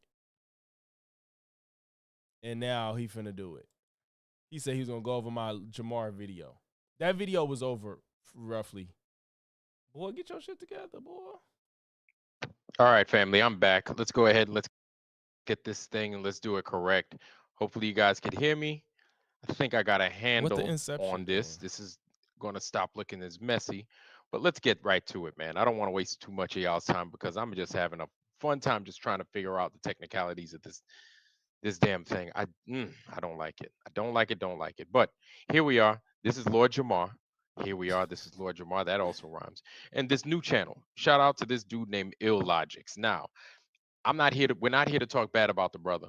We are here to discuss what he's discussing, speaking on Lord Jamar. Now, apparently, I just went through a little bit of his channel, and this ain't the first time he's discussed Lord Jamar. But, of course, we know our brother Lord Jamar as being a flat earther or a true earther here in this part of the flat earth community. We like to refer to them as true earthers. However, just for freaking all intents and purposes, so at least you know what it is we are talking about, we do say the flat earth. Now, I'm not going to speak on this man as far as what it is he's saying and how he defends himself, but let's go ahead. Let's let him cook. Of course, we do know at least.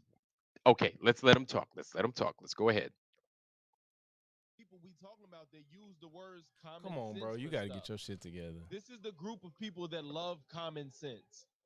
Donald Trump, Lord Jamar, Asmund Gold. He was in my comments. Who can I throw in there? I'll throw Piers Morgan in there. People that just have a basic understanding of the things around them in life say common sense all the time. You got to get his shit. You can say some of these people have a lot of money or whatnot, but money doesn't equal intelligence. See, now this is dangerous. This is very dangerous. Oh my God, bro! Come on. Come on now. Because what Lord Jamar has done, right? What I do know is that he understands that this earth is a particular way. Now, this gentleman in the bottom left-hand corner right here, I don't know what his life story is either. I don't know how well traveled he is. I don't know what he's done, what he's been through, what he's seen. I don't know none of that. But for him to go as far as to say, people that do this, do that. People that do that, do this. You can't put us in the same bucket as Donald Trump. You can't put us in the same bucket as Piers Morgan. These people have so much money. They don't even think about people like you and me. Are you kidding me? You got to wake up. Don't put those kind of people in our... I'm just saying, they all stupid. our lifestyle. You don't. They got nothing to that. do with lifestyle. When people refer to, just like Asmongold, when people say common sense as an explanation for what they don't understand, then I think that means you don't know what you're talking about. You guys don't live that life. Anyway, let's continue.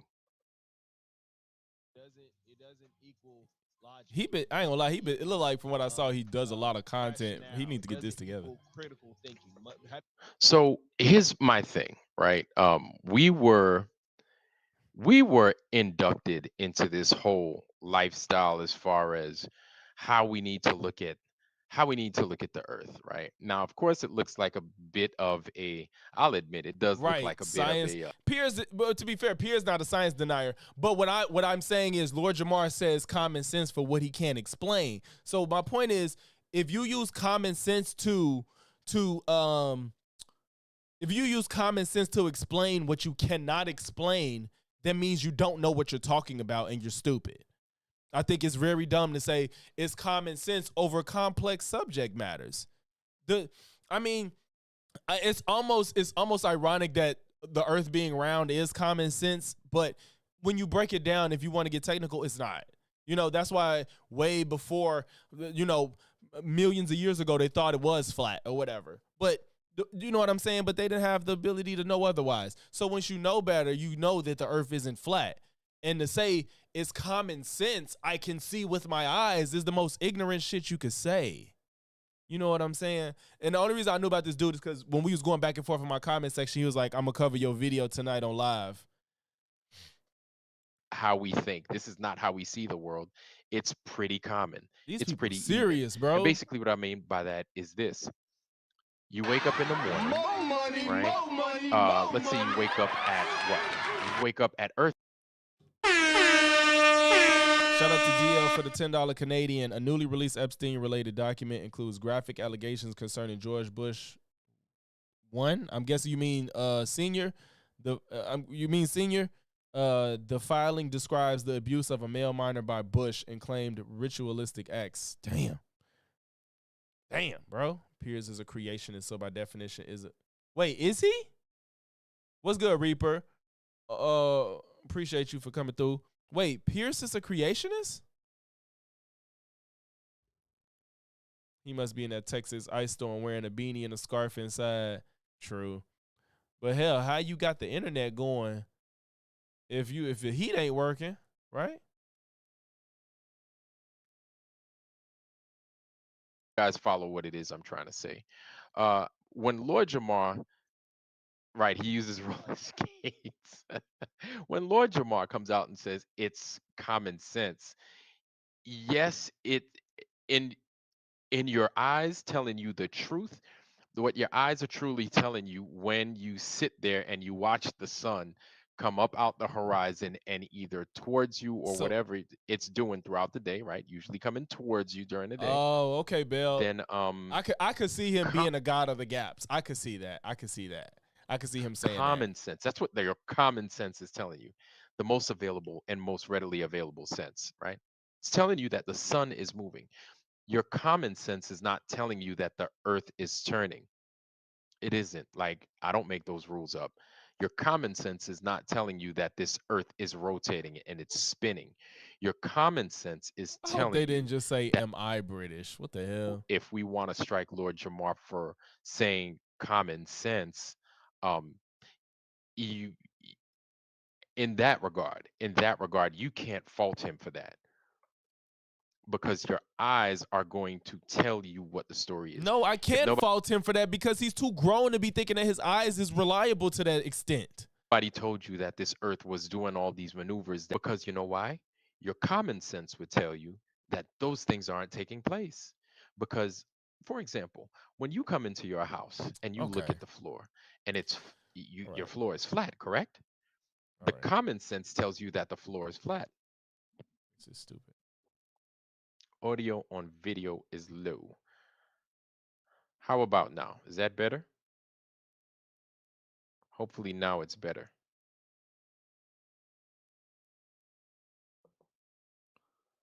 Right? So your common sense tells you that you got a flat floor. His mic bogus. But all right. Okay. This is ridiculous. If he actually has some real critiques, I might look at it off stream later. But I want to look at this video because I think this would be an interesting conversation. Joel Webbon, he's the weird Christian nationalist guy that looks like a knockoff Matt Walsh. He talked to Ruslan. And if those that don't know, Ruslan is a Christian content creator that's just spreading the message. Now, as somebody that's not Christian, I like Ruslan. I think he's very level-headed. I think he's a good interlocutor. I think he's honest. I think he's good faith. I like him. Even though I don't agree with Christianity, I like him. And he's talking to Joel, and I just found out, I didn't know that Ruslan was married to a black woman. It makes sense, though, because of how he talks. He got a black scent when he talks. So that makes a lot of sense to me. He probably grew up around black people for real. So he's talking to Joel, who I know is a white Christian nationalist. And the name of the video is "This Pastor Thinks My Marriage Goes Against God's Design, Interracial Debate." So I guess they're going to debate why Ruslan shouldn't be married to a black woman. And Joel's arguing that they shouldn't have interracial relationships. So I was like, wow, let's get to this. Because I was like, I need to see this. Because that Joel guy is fucking a demon. We're taking people from opposite ends of the earth en masse. Okay, that's my fault. I know I got a lot going on right now. Wave after wave with no pause in between. And putting them in the same place. And then encouraging same-sex Hold on. Let's marriage, encouraging abortion, encouraging beat. Intermarriage, encouraging all these different things. Let's take a second. Catch up. Is everything okay? We good? Good? Okay. I think everything should be okay now. Because that was a lot. Saying, well, you know what, if this forms a new ethnicity, and I don't think that's normal. What we're talking about is liberty of conscience. We're talking about this category where something may not be best, it may not be the ideal, but it is still permissible nonetheless. Like this is a category in Scripture. Yeah, you're talking about wisdom issues. Right? Yeah. You're talking about wisdom issues. Yeah. So if we're talking about wisdom issues, you're conflating, again, ethnos and race with culture and faith. That's the huge distinction. I think it's unwise to genocide the entire European race. That's an emotional argument. You're backdooring. Wait, what just happened? It may not be the ideal, but it was still weird. Permissible nonetheless. Like this is a category in Scripture. Yeah, you're talking about wisdom issues. Right? Yeah. You're talking about wisdom issues. Yeah. So if we're talking about wisdom issues, you're conflating, again, ethnos and race with culture and faith.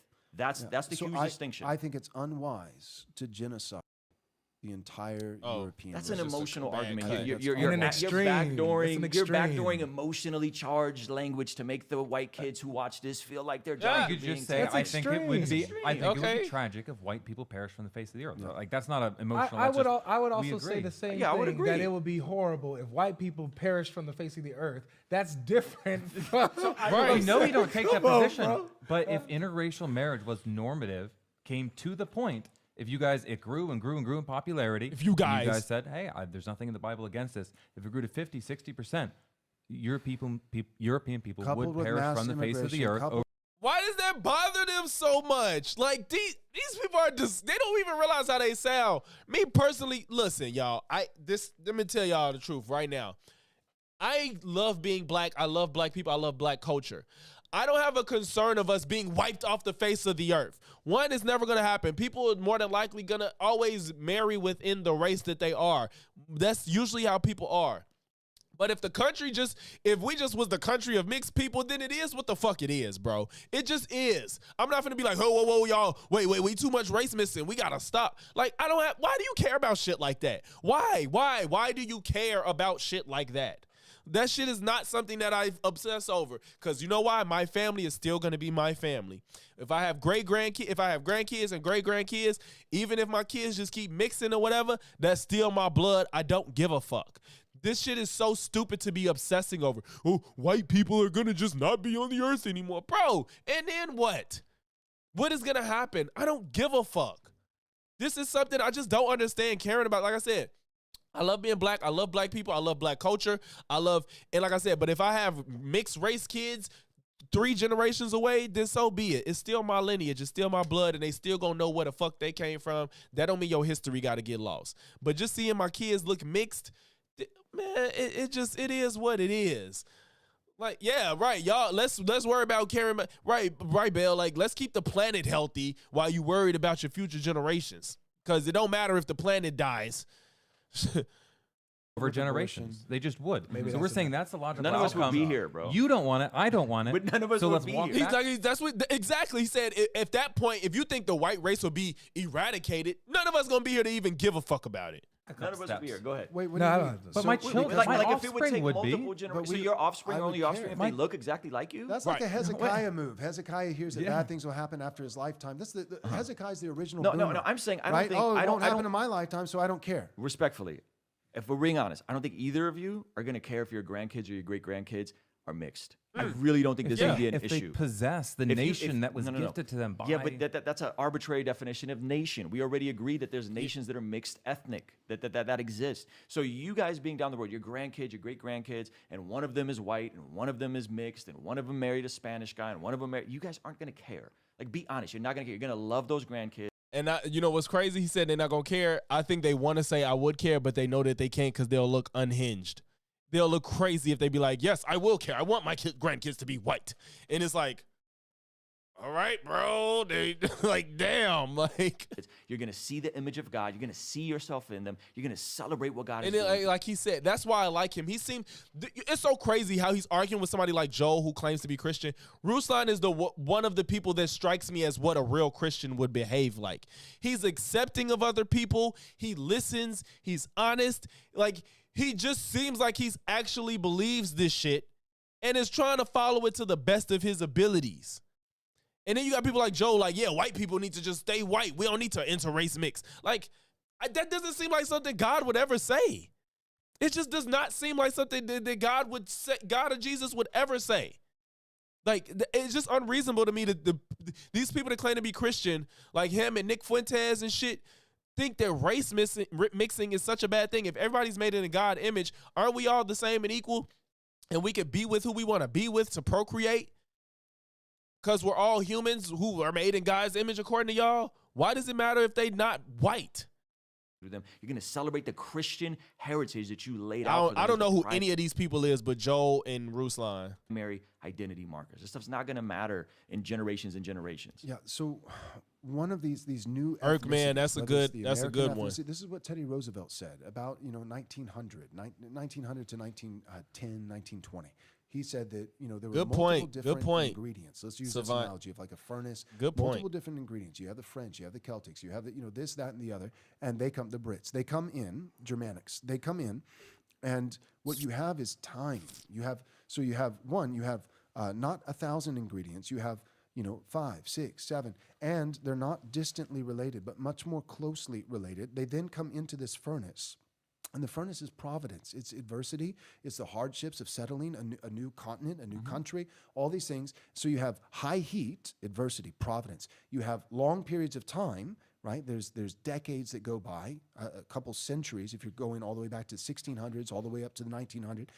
And the ingredients are few rather than many and more closely related. What we're doing today with globalism is not that. It's not like, part of the French and part of, the Nordics. They went and they settled it and they became a new. That's not what we're doing. We're taking people from opposite ends of the earth in mass, wave after wave, with no pause in between, and putting them in the same place, and then encouraging same-sex marriage, encouraging abortion, encouraging intermarriage, encouraging all these different things, saying, well, you know what, if this forms a new ethnicity, and I don't think that's normative. I don't think that... I love how he threw in mixed interracial relationships with homosexual ones. I love how he threw those two in. And again, homosexual people adopt at higher rates than heterosexual couples. I think that's part of the natural transformation, like the natural evolution of things in life. That's just my opinion. You ain't gotta like it. I think that if you didn't have homosexual people, I think a lot of people, usually people adopt because they can't have their own kids. And of course, homosexual relationships, they can't. I don't know what the percentages of married people that can't have kids. I don't know that. But those people try every other option before they try to adopt in a lot of cases. They do the IVFs, they do the surrogates, they exhaust all their options in a lot of cases from my experience. I'm not saying this is a fact. But I from my experience of what I've known and seen and what I think just would be the natural steps of people that can't have kids, they're going to exhaust all their options to have their own kid. And then they go to adopt if they can't. But homosexual couples literally can't do that. So their first option is to adopt. So when you need to have adoption, that's when these people come into play. That's the way that nations developed historically. You're railing against globalism. I'm saying there's nations here today that this has already happened to. If you look at Brazil, if you look at Puerto Rico, if you look at Mexico, if you look at America, yes, all of these exist. So say there's a group of white folks that come to a country and they say, hey, we want to have a inter-ethnic community. Do you have an issue against that? Say it again. A group of white folks. Keep up, nigga. They come, they start a new nation. And they say, we want to have inter-ethnic people. We want to have inter-ethnic community. Do you have an issue with that? What, like little Czechoslovakia? Is like that kind of what you're saying? Mm-hmm. Like yeah, they want to be inter-ethnic. Like, all right. Yeah, they're a bunch of people, and they decide they want to be a mixed people. Should they be allowed to preserve that? A small group? Like what? It's irrelevant. Just a group of people here in the United States. A country make-believe. A place. A country of make-believe. So you're saying some white people from America, yes, they go to a new place and they say, we want to start a new ethnicity, so we're going to go No. They're okay, whether it's ethnos, whether it's nations. They are okay with having a bunch of different folks together. I would say that it is biblically permissible, but should not be normative. You also do see how that, in time, all of that would synthesize into This guy is definitely mixed with something. Is he taking the stance of Joel? You also do see how that, in time, all of that would synthesize into one single ethnicity again, right? You see how that would occur. And then, by the way, would they still bring people in? Like, I mean, this guy ain't one thing. He can't be. He cannot be just one ethnicity. This guy has to be mixed. His hair is on top of, I could be wrong, the hair on top of his head look black and his facial hair is red. I mean, I think Brazil and all these countries that are mixed ethnic, creating a new ethnicity, I think are, as a people group, distinct. And I think, generally speaking, I don't think they have an issue with their countries. Yes, you can point to whatever corruption is going on there. I think the broader conversation is, if God is provident, if God is sovereign over all of this, these places already exist. Yes. And America is already, you could argue. You see what I'm saying? He's the most Christ-like, in my opinion. Like, he literally, he said, Lucky Charm. He literally is like, this is what I envision if there's a God or Jesus. Like, that's what I think he would be saying. He created all of this, and y'all are in this motherfucker saying, no, we ain't supposed to be mixing with anybody else. That's crazy to me. Whether America was intended to be a white-only nation or a mixed nation, a melting pot, depending on which people you want to cite and source mine. But these places already exist, and in God's providence, there's already going to be nations and revelations. That's the end. So whatever's going to happen in between then, that's already predicted. Right. And we already have these nations of mixed ethnicities. They're here now. I have a question. If that little segment is done, and I won't like push back, and I'm just curious. So you said you have, you they know he's married to a black woman. Got all these members, right? Interracial members and all that kind of stuff. And are there interracial couples in your church as well? Yeah. Okay, so let's say that there's an interracial couple that's coming to you for marriage counseling. They're not married yet, but they're seeking to get married. Right. That's a great question. How would you handle that? Would you discourage that, or what? How would you deal with that? Yeah, so I've done this in my premarital counseling. If I have, two individuals. It bothers me that somebody like him is doing marriage counseling. and there's not just different racial, but also different racially, but also different ethnicity, meaning some language barriers, right? Or like obviously, they probably wouldn't be dating if they couldn't speak at all. But for this gal, she's from Brazil, and English is her second language. And this guy, is white as the driven snow, and English is the only thing he knows. Then yes, I've said this is going to add extra difficulties. It's going to be more challenging. Marriage is already sanctifying. So my view of marriage in the sanctification category is that in marriage, God takes two sinners, locks them into close proximity so that they are, whether intentionally or inadvertently, constantly stomping on one another's idols. Marriage is sanctifying. Amen. Period. Amen. And it's good. Praise God. That's one of the, I would say, purposes of marriage: procreation, sanctification, gospel proclamation, picture of Christ in the church, the eternal marriage, also a hedge against temptation. If anyone burns with lust, let him marry. Marriage actually is a solution, Amen. Not the only, but a solution. One of the ways that a young man wins the fight against lust is take a wife, right? So, because my whole story has been published on the internet, I failed sexually because I waited too long to take a wife. Once I took a wife, by the grace of God, now, well over a decade, I have been a faithful man. Praise God for that. Such a weird hill to die on. I agree. So all that being said, yes, I have counseled. I've officiated interracial marriages because it is biblically permissible. But in my counseling, that would be one of the things that we would cover. It wouldn't be the main thing. How is it biblically permissible, but you are rallying against it? Doesn't that imply that you're going against God's word? Am I not mistaken? Aren't you going against his word if it's biblically permissible, but yet you're like, no, don't do this? It wouldn't be the chief thing, but it also would not be nothing. It would be a thing. And I would say this is challenging. Like we have a young man in our church, and he knows that this debate was coming up, and he's online. Sharp as the controversy over the last week on Twitter and all that kind of stuff. And he said, please don't use my name because I'd like to keep my job. Don't dox me because I'm a bit of a lightning rod. But great guy. And I just don't believe. I don't be believing these people. They always have a friend or somebody they know for the exact situation that they need. I mean, everybody has anecdotes, but sometimes I just don't be believing these people. Like, oh, I know a guy, and it'd be exactly what they need to prove their point. He's married to a and Brazilian it's all wife, the time. And he ends up spending, some years, not always, but he was like, Joel, you think I like spending 3 months out of the year in Brazil? It's like, it sucks. And his parent or in-laws, her parents, he's like, I can't even talk to them. They don't speak English. He's like, dude, he was like, tell them in the debate. Tell them, I love my wife. Tell them in the debate. Like, it was just, it's so convenient. This was happening recently. So you see what I'm saying? Like, you're counseling a guy that's from America that's with a Brazilian woman whose parents only know Portuguese, and now you're on this debate. He's like, tell them in the debate that I love her. Like, it's just, I'm not sitting here saying he's lying 100%, but it's just way too convenient. It's just extremely convenient. Regret my marriage. I wouldn't undo it. I love my children, and his children are fearfully and wonderfully made.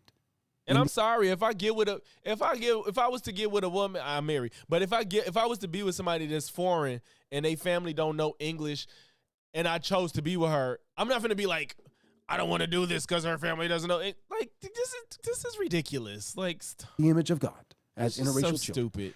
He's like, but yeah, it's way harder. Yeah, it's way harder. And I wish that someone hadn't been a lib. I wish I had a pastor like you are now, because I didn't always think this way. Exactly. These people just got too much hate. Doing my premarital counseling painful. and saying, you know what, this is permissible. I will officiate the marriage, but I would be remiss if at some point in our premarital counseling I did not bring up the fact that marriage is already sanctifying enough. This is going to make it really hard. Yeah. You might want to prayerfully reconsider. So Joel, this is what I would add to that. I think you would say the same thing if you had a family that was a upper class white family that loved Jesus and a trailer park biker gang family. A little different because they could still speak the same language. Okay, they could still speak the same difference, but you're talking. No. Hell no. Absolutely not. This is full-blown racism. This is full-blown bigotry. This is full-blown xenophobia. Hell no. You are way less likely to be successful if you're a church-going, God-fearing family trying to date somebody that grew up in a biker gang, that's way less likely to work than you just being an American and them being Brazilian. That's way less likely to work. You better off dating a Brazilian that moved to America than being a Christian in America dating somebody from a biker gang. And not just somebody that used to be in chains. That's their lifestyle, and that's the life they want to live. They have to still be that person. Now, it's different if you change who you are, but if that's the life you live and still want to live it as an adult, as a biker gang, this man, it's different. You know, they speak the same language. What? Is the biker white? Yes, that's his point. That's why I said this is xenophobia. This is racism, because he doesn't, as long as they're white, he thinks it could work. He thinks it could work because they're white. I hope Ruslan says, like, okay, what if it's a white American that wants to be with a white Polish person? They speak two different languages, right? I hope he brings that example up. Because Brazil, you don't picture white people. So it's easy for Joel to say that. So I wonder how he would feel if the person was Polish or something like that.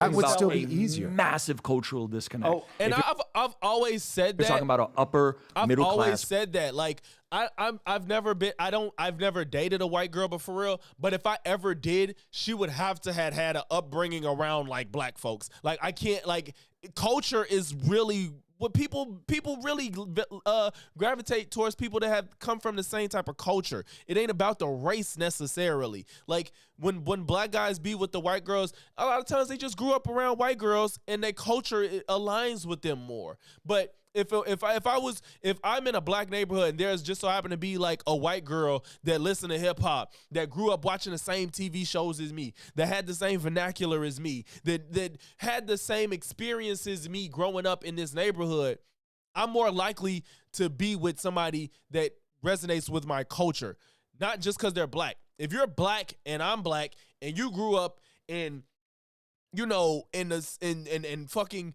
Michael Dell was your next door neighbor. Meanwhile, I'm come from the suburbs of Chicago.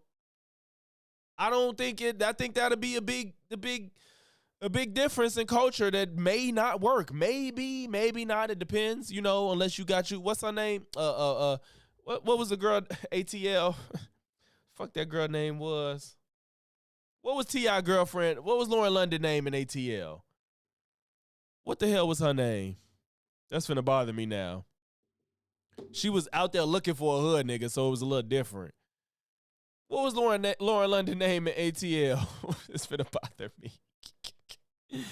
Oh, shit. Christian family that loves Jesus and a biker gang, Hell's Angel, family from a trading park. Unless you want it. Right, that massive distance still pales in comparison to the distance I just described. Joel, I strongly disagree. Here's why. This is ridiculous. Joel is not being honest. You can get past the language barrier if they actually learn the language. If her English is broken, you can get past that.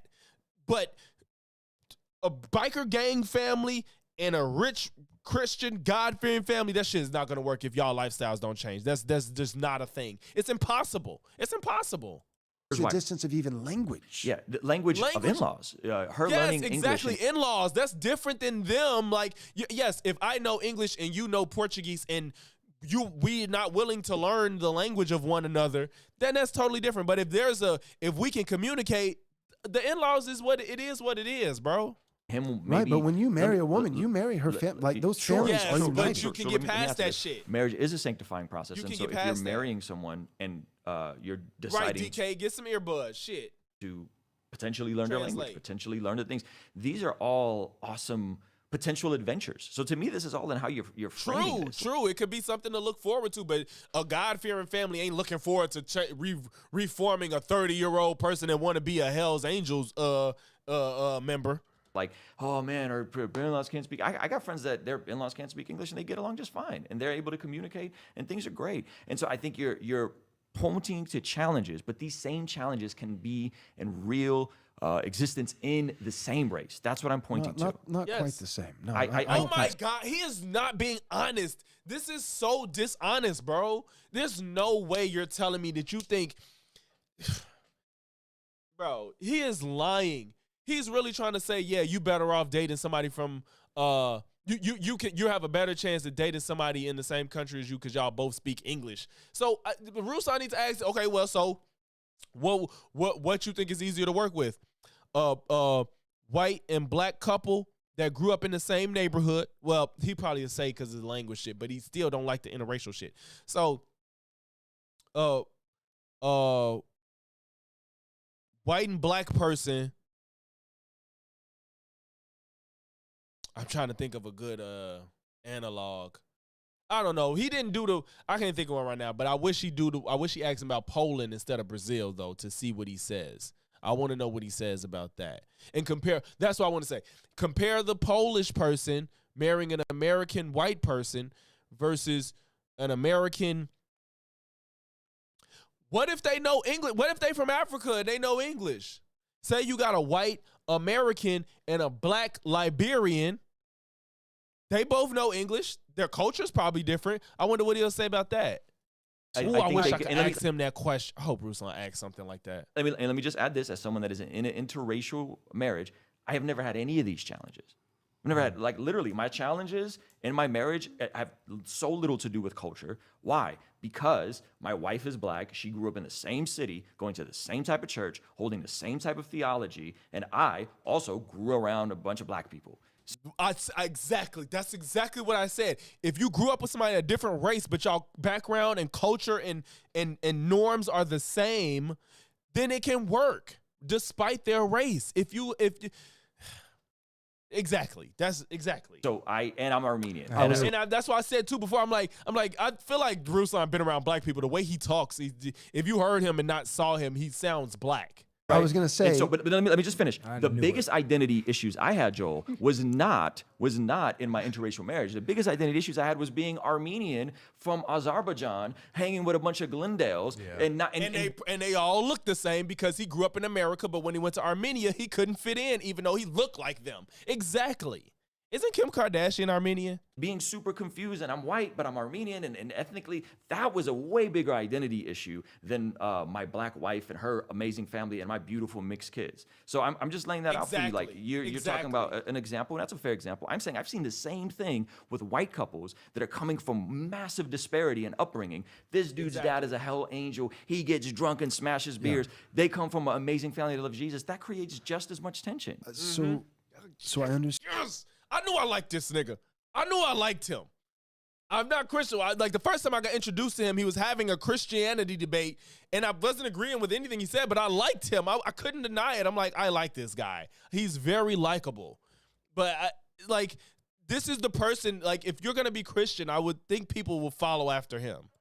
Stan, I think this is the problem, though. I think what we have done, especially as Westerners and especially as Americans, is we continue to point out that there are exceptions, and there are exceptions, but we point them out ad nauseum and we elevate them as though they're the norm. There are some. Yeah, he seems genuine. Let me finish. There are certainly plenty of cases where two white individuals would still have culturally enough differences that there would be challenges in the marriage. But if we emphasize that as so it exists everywhere, the impression that we give people who, like me, who would have made those arguments, one race, the human race, the impression that we're giving people is that, so because that exists, two white individuals with cultural differences and it produces challenges in the marriage, because of that, there's really no difference if you marry a Haitian.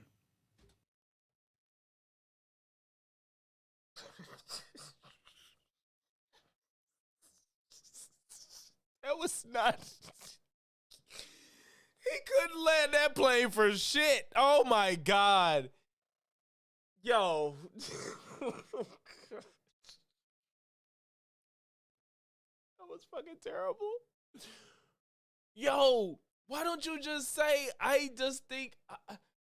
You better off just saying, I don't like people that aren't white, so I don't want my kids to be with them. Just say it. It's just.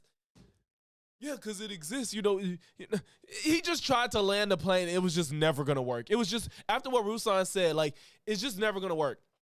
And yes, what Ruslan said was an anecdote, but I think more people resonate with that because interracial relationships in America are fucking normal. And usually it's because you grew up around them people, or if you didn't grow up directly around them, y'all had a similar upbringing, even if it was on different parts of the country. So I'm not saying it's always the case, of course, but usually people date people that they resonate with because y'all have a similar background in some way, shape, or form. Rich people date rich people. Poor people be with poor people.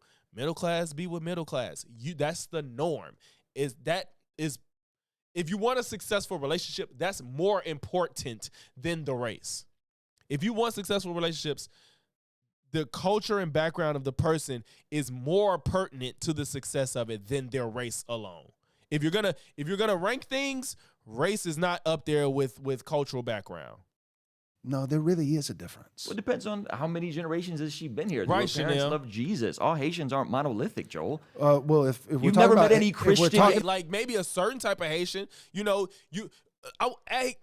Ruslan needs to ask these questions. I hope he do. Would you rather your child be with a Christian Haitian or a non-Christian? No. Would you rather your child be?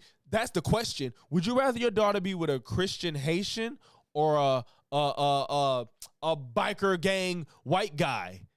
Who would you rather your daughter be with? Ask him that. That's what I want to know. About Haitians. Yeah, are we talking about Christian Haitians? Then we know Haitians? how many generations they've been Hold here. on, slow down. Slow down. Please. If we're talking about Christian Haitians that love Jesus and are evangelical, post-mill, we'll just say your camp, those do exist, and they're not all monolithic. And there are Christian Haitians. Do you know some? Yeah, yes, I do. No, ask the other part. You need to ask him, would you rather your daughter be with a Christian Haitian or a white Hell's Angel biker gang white boy? Please.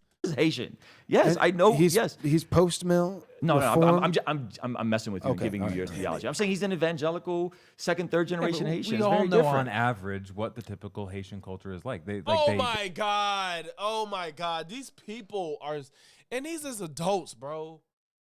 These are fucking adults, bro. They I think you congregate guys around should really meet restaurants. more Haitians, brother. Like I know, respectfully, though, man. Haitians our are not a last One monolith. of my They're not a wife's best monolith. friend was Haitian that came in early on. Uh-huh. I know these people, and I know also they congregate around the food and the culture. They maintain that sense of identity. Yeah. We know 90% of Haitians generally identify not with American culture like we're talking about. They identify with parts of Haiti. See, they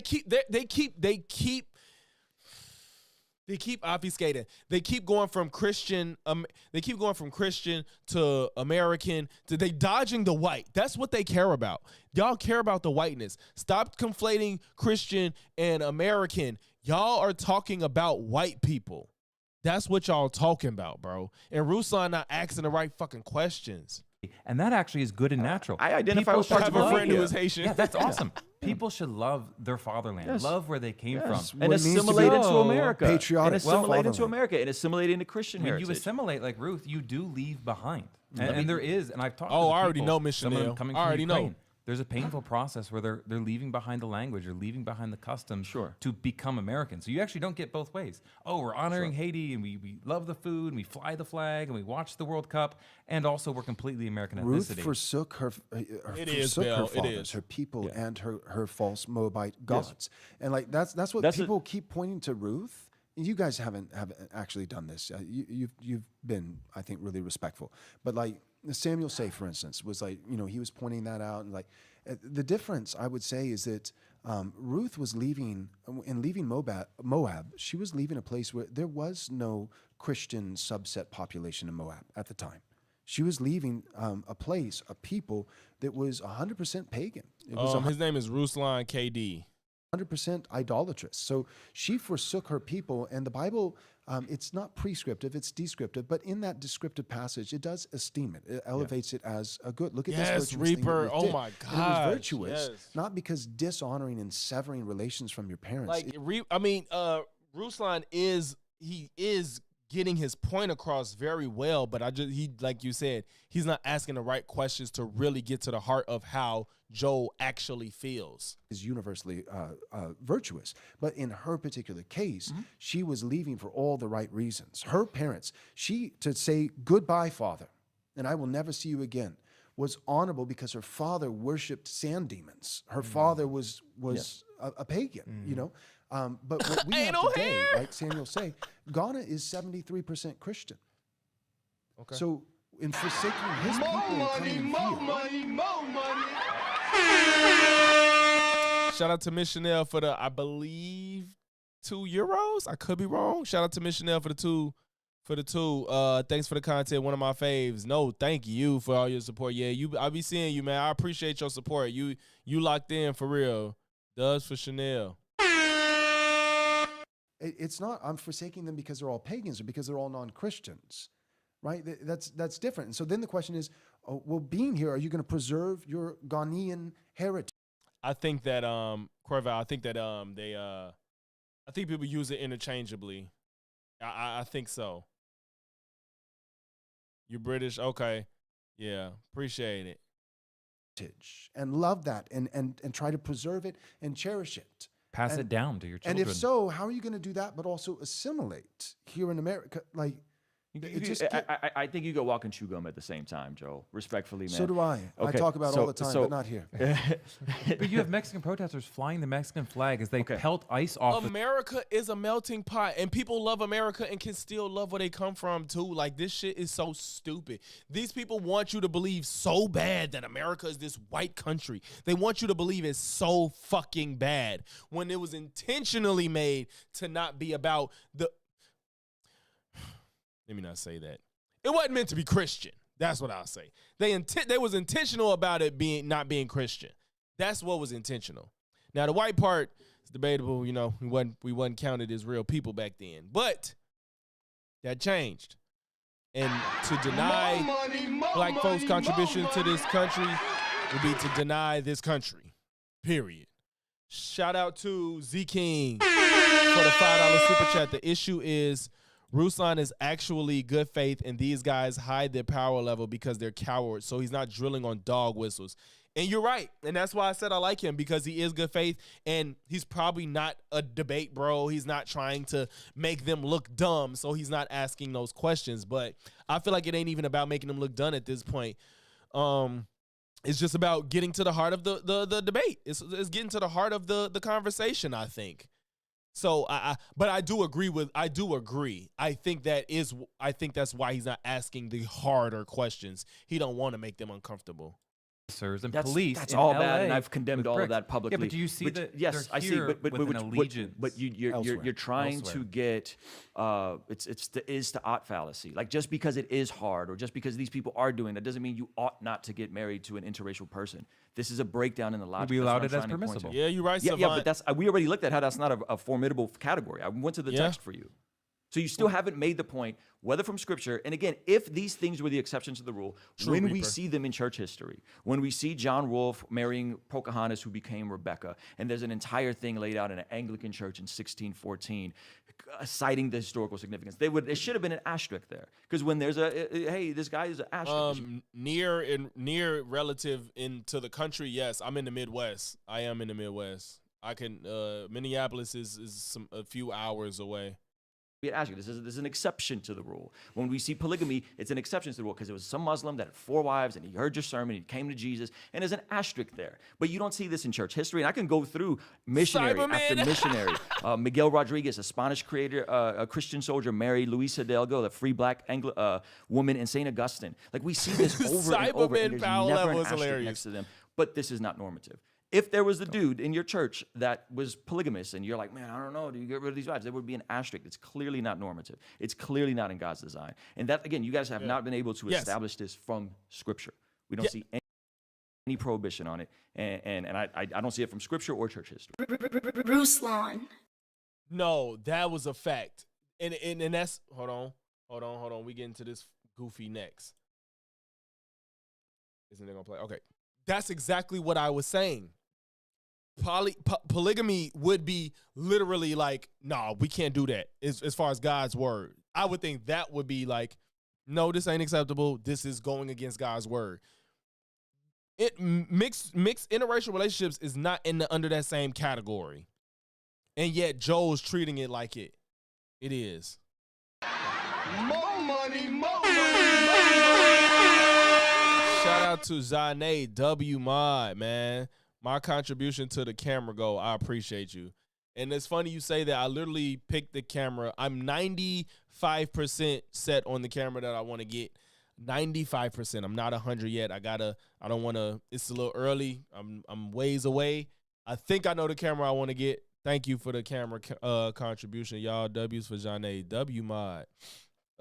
even though the Old Testament is full of polygamy. Well, see, Bell, I went to a Christian school from kindergarten to my junior year in high school. I was a Christian. Like, I think I was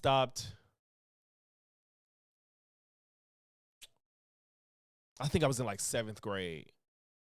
I think I was in like 7th grade where I stopped believing. I could be wrong. My memory could be hazy, but I think it was like between 7th and 8th grade, I stopped being a Christian because I couldn't keep these contradictions in my head, and it just didn't make sense to me. It just did not make sense to me. But I was in a Christian Catholic school I went to a Catholic school from kindergarten to my junior year in high school, and the contradictions was too much for me to believe that it made sense for me. I don't have any problem with Christianity. I respect it, but not the people like Joel and Michael Knowles and Nick Fuentes. They are not. They don't. Andrew Wilson. They don't really believe that shit. It just seems like it's something that they just wear as a badge to have moral superiority over people.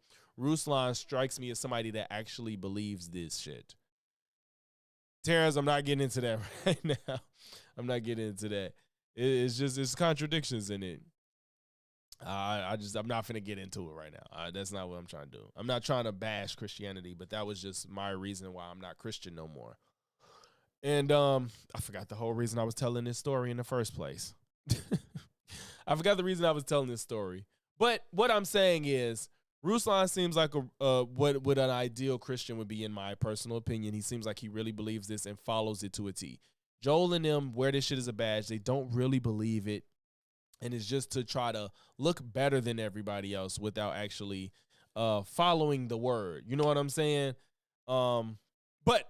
So what Bell was saying about polygamy being in the Old Testament, I was basically saying, like, I don't recall everything that happened and when. Of course, in a Christian in middle school, you're not reading about polygamy and shit like that. They're not teaching you those parts, and I never sat and read the Bible from cover to cover or nothing like that. I remember stuff here and there. I know a few scriptures and stuff like that. Like, if you told me about it, I would know what it referenced. But I don't know if the New Testament contradicts that, but it just seems like the people they take what they want and fit it to the worldview that they want when it's convenient.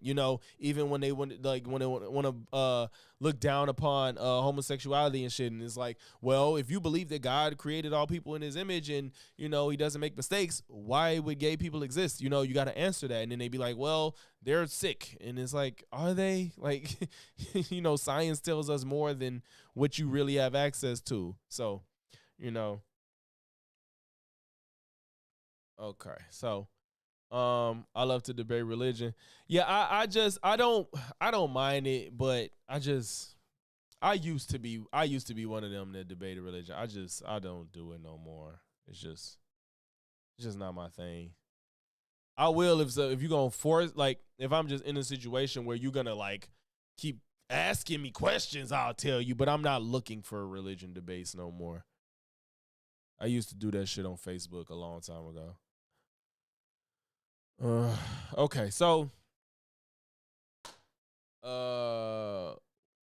wait, what's happening? Wait, what just happened? Acting, we know he would be gay if he could grift off of it in the church. I hate Michael Knowles. Anyone see that video of him acting as a bisexual man? He's mortified by that. I never saw it. I know he was in a movie. Where he was playing gay. I didn't see it though, but I know people always throw it at him when they argue with him. Oh, you like to debate?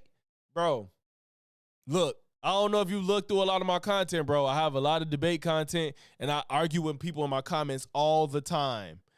I also have access to a lot of the debate channels. I don't know if you watch like Raging Tomato, Sarah the Raging Tomato, Tomfoolery, Wick TV.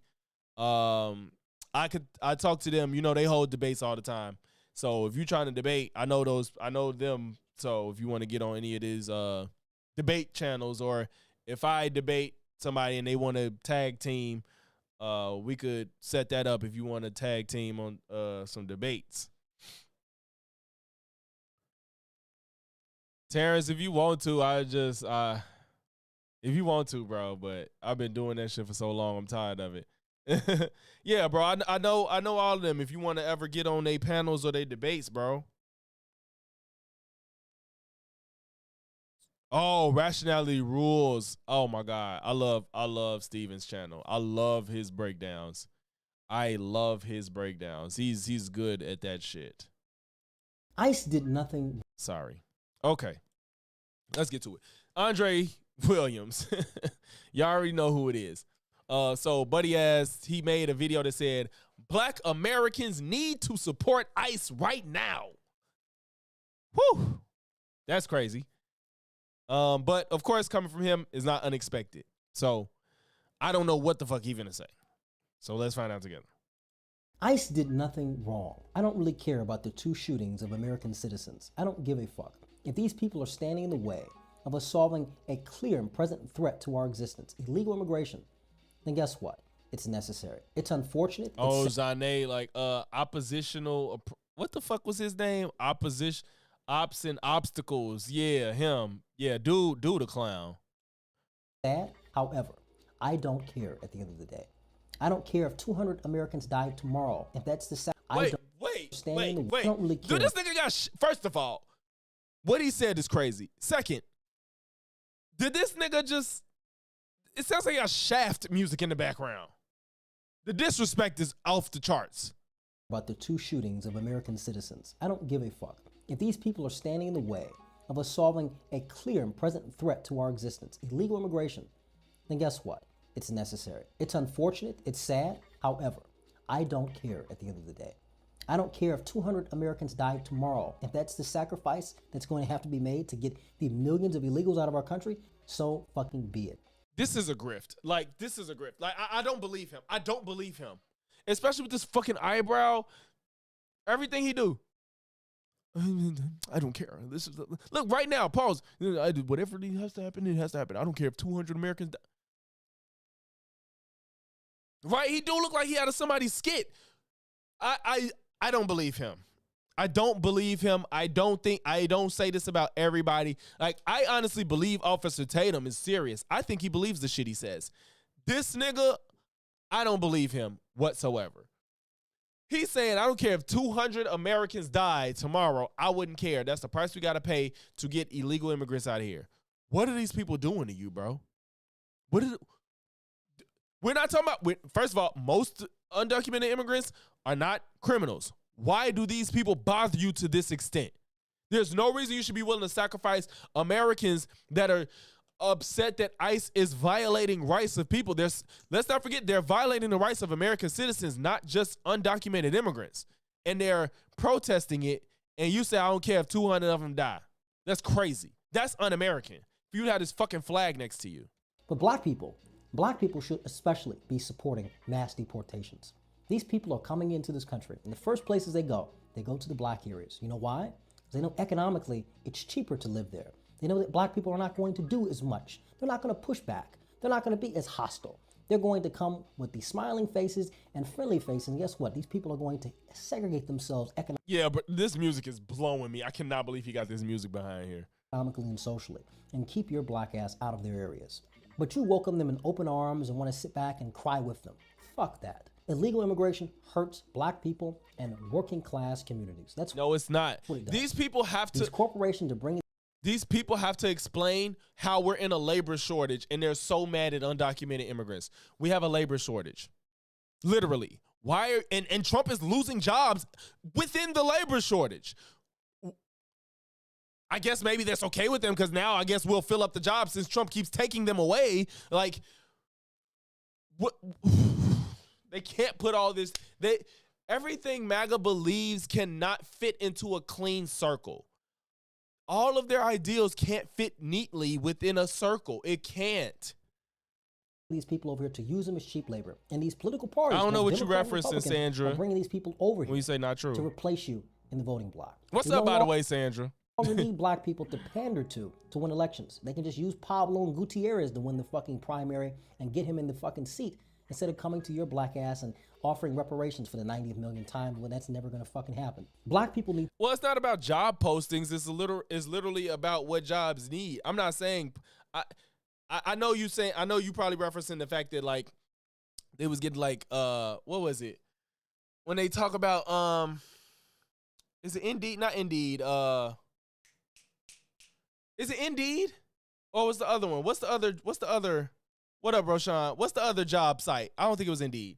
We're talking about the job postings. It's not just strictly about job postings, because not every job is posting that they need jobs necessarily on the internet where it's like easy accessible. But even if we accounted for fake ones, that doesn't override the fact that jobs, people need jobs. People need people to work jobs. Now, if you're in certain fields may not need people, but generally, especially like low-skilled jobs, like entry-level jobs, they need people. How many times y'all go around and be like, McDonald's hiring, White Castle hiring, fucking Foot Locker hiring? Like, a lot of people is like, we're hiring. Like, these motherfuckers, like, everybody's hiring. You know what I'm saying? So, everybody's fucking hiring, and it's not enough people, and then real wages aren't going up either, so it don't help. You feel me?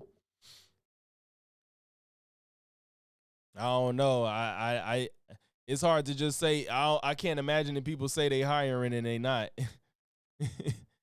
That's just it seems like an unnecessary headache to say you hiring but not really hiring. It just seems like just some work that you don't need, like extra work on your end is not necessary.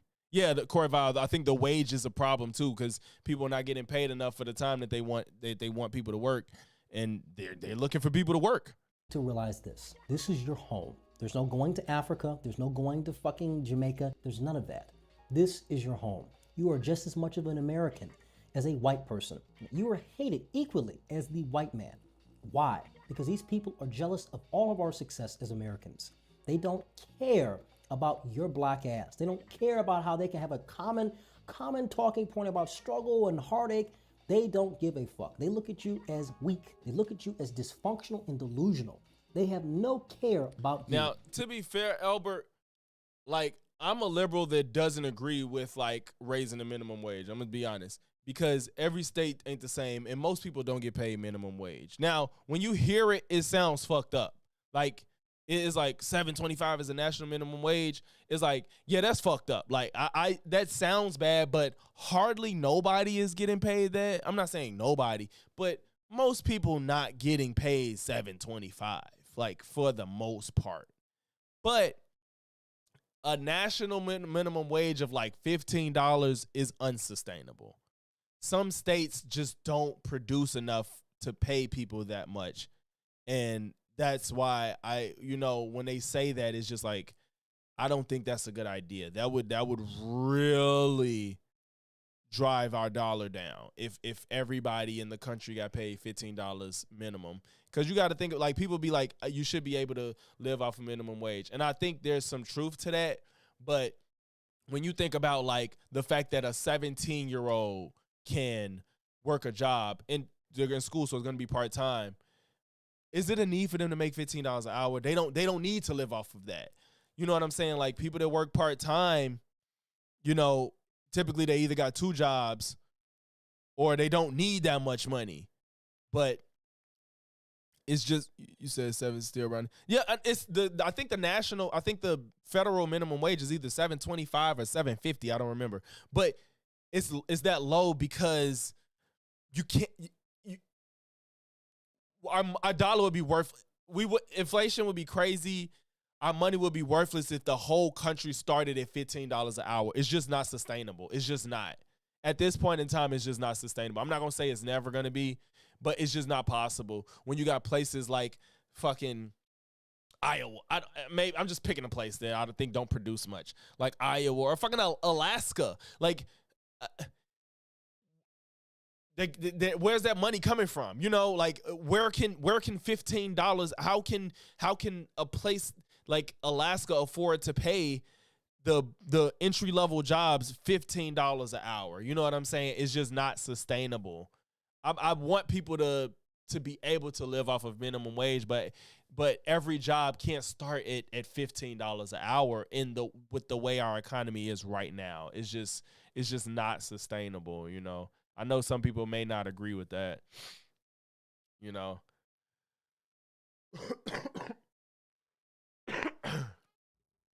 Oh man, it should be a living wage for the area. I agree with that, Corval. It should be a living wage for where you're at. I agree with that, and that should be the goal. And I think that narrative would make more sense.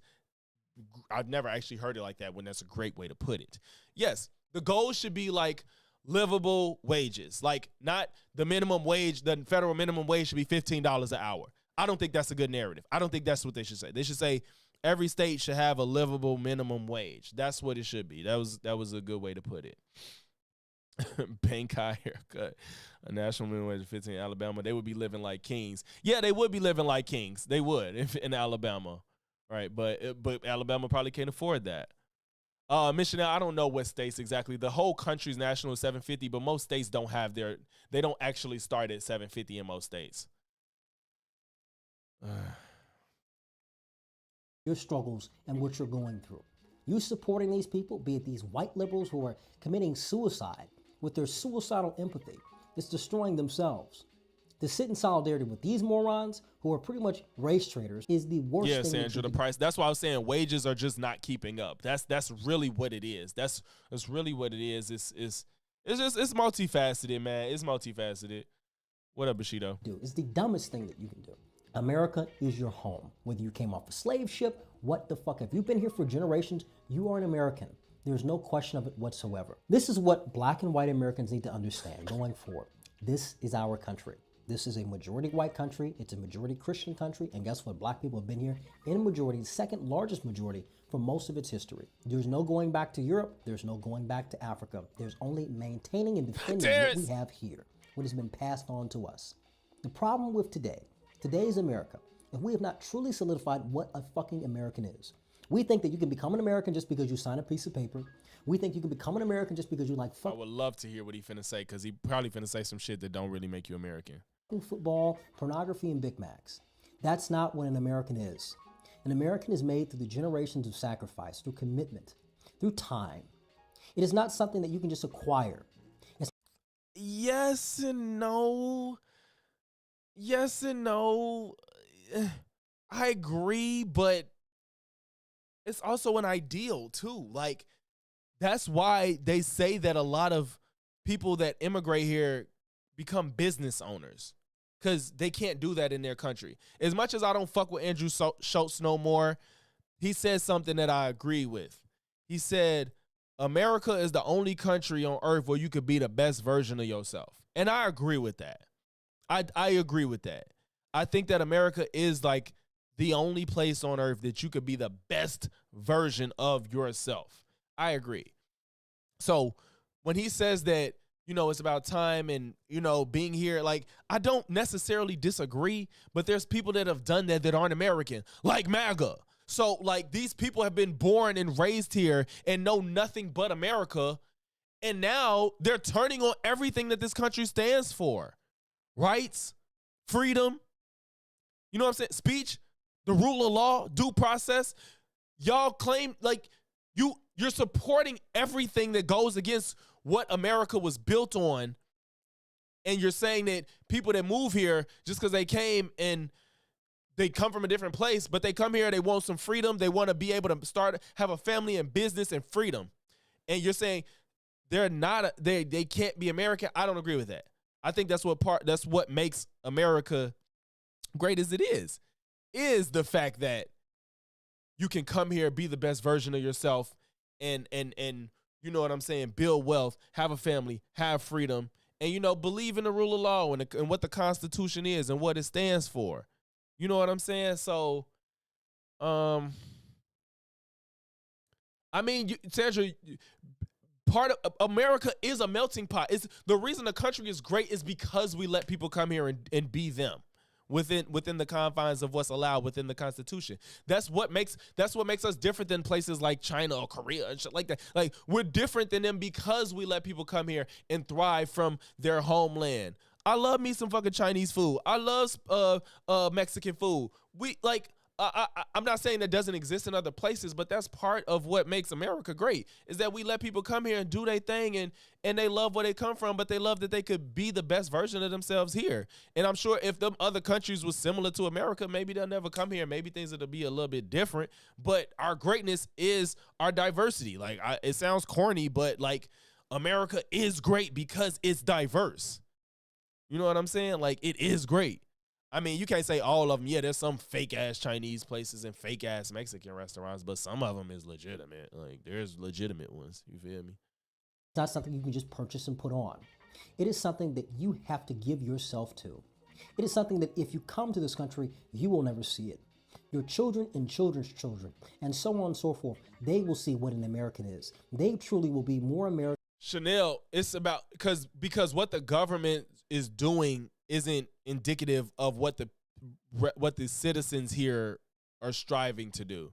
Like, right, especially in these times, a lot of what's going on within our government is not helping Americans be the best version of themselves. But what I'm saying is people that come here or want to come here, they have the ability to be the best version of themselves. That's what it really comes down to. Than you are. But guess what?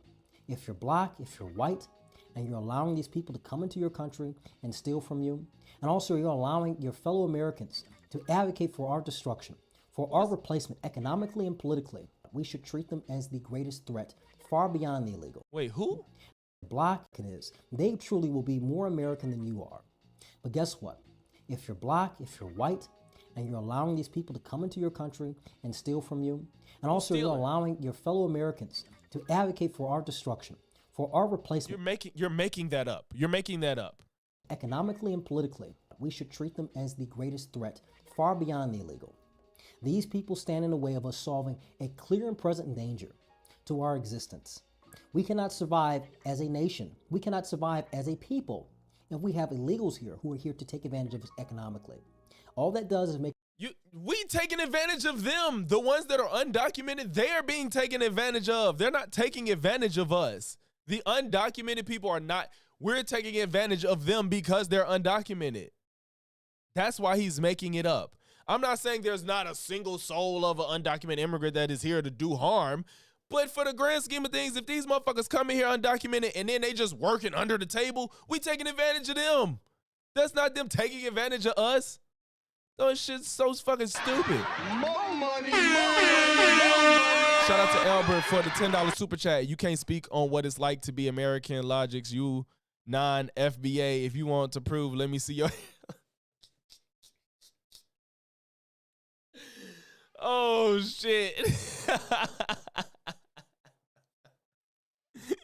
I didn't say nothing. Shout out to Albert for the $10. That man crazy. Y'all, oh, y'all had to be there. You had to be there.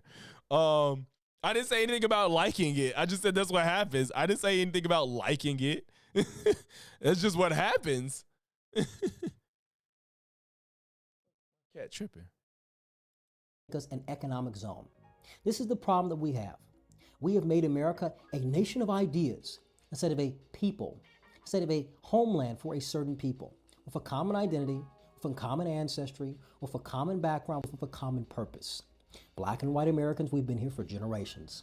There is no going back. There's no going anywhere else. It's maintaining what we have here today and building upon it. If you're black and you don't support the mass deportations, fuck you. You're advocating for your own destruction. You're supporting. The problem ain't mass. First of all, it can't be mass because y'all lying about the numbers. But it's not about the deportations. It's not about the deportations. It's about the way ICE is treating people, period. It's like he keeps saying this whole him and everybody else, like a lot of the maggots is like, y'all fighting. Obama did the deportation. First of all, Obama got pushed back for the child cages and shit too, like that, and the super left people didn't want him to deport. I'm not saying there's some people that don't want deportations in any capacity, but for most people don't care about deportation as long as it's not inhumane and You're not bothering American citizens. So it's not the deportation. They're in the streets harassing Americans, and you're violating their rights. People is not like mad solely off of the fact that they're deporting people. That's exactly why Obama was able to deport the most people in a presidential term in modern history, and it wasn't as much of an uproar. People, they want to act like nobody said shit when people were saying shit about Obama's deportations. Some people had a problem with it, but it wasn't all this unwarranted cruelty around it and Americans getting shot in the street. So it's just not true the way they want to present this information. Don't blame immigrants, corporations, blame the corporations. Yeah. He literally doesn't think Native Americans exist. Who knows? Human being, you weren't here for the FBA shit. Maybe not. When are people like him going to realize this problem is a class system instead of race? Facts.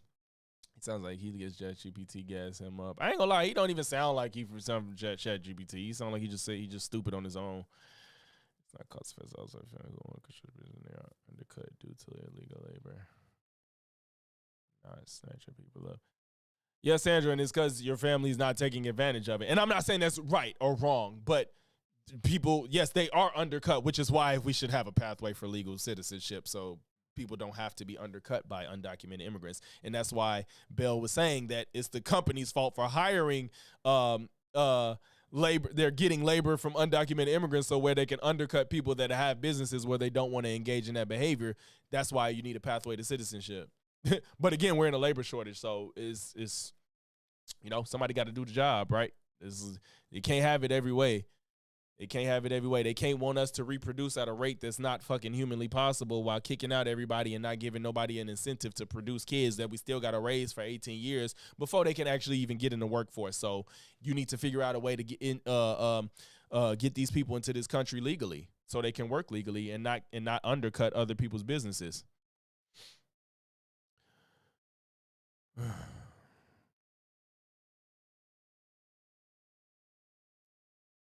looks like a douchebag with a mustache.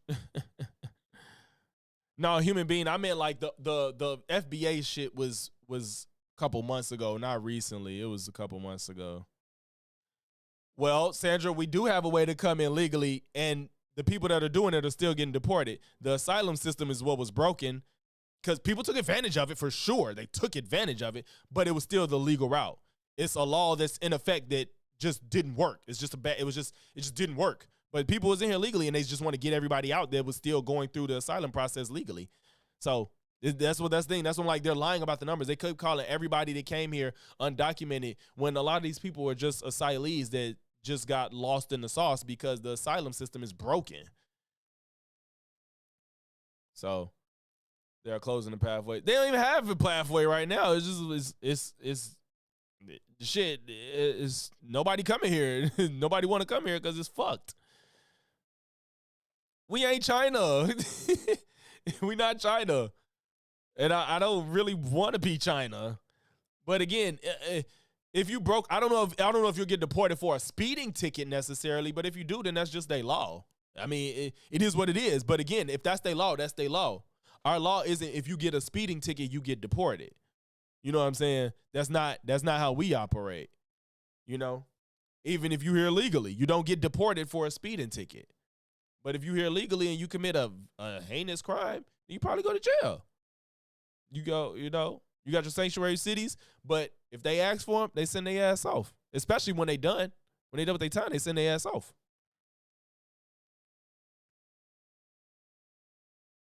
Yeah, and that's the thing too. They like I'm like people keep forgetting that undocumented immigrants feed into the federal taxes. Like there's less money, and we don't have the people to replace them.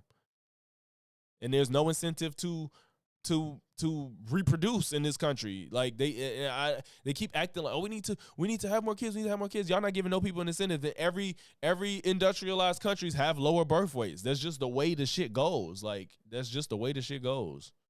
What do you feel about the Hassan ban? I don't know why he got banned. I saw he did. I don't know why. What was the reason Hassan got banned?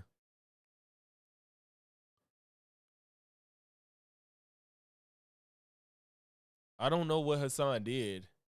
I heard he got like a 7-day ban, right? Let me see. What time is it?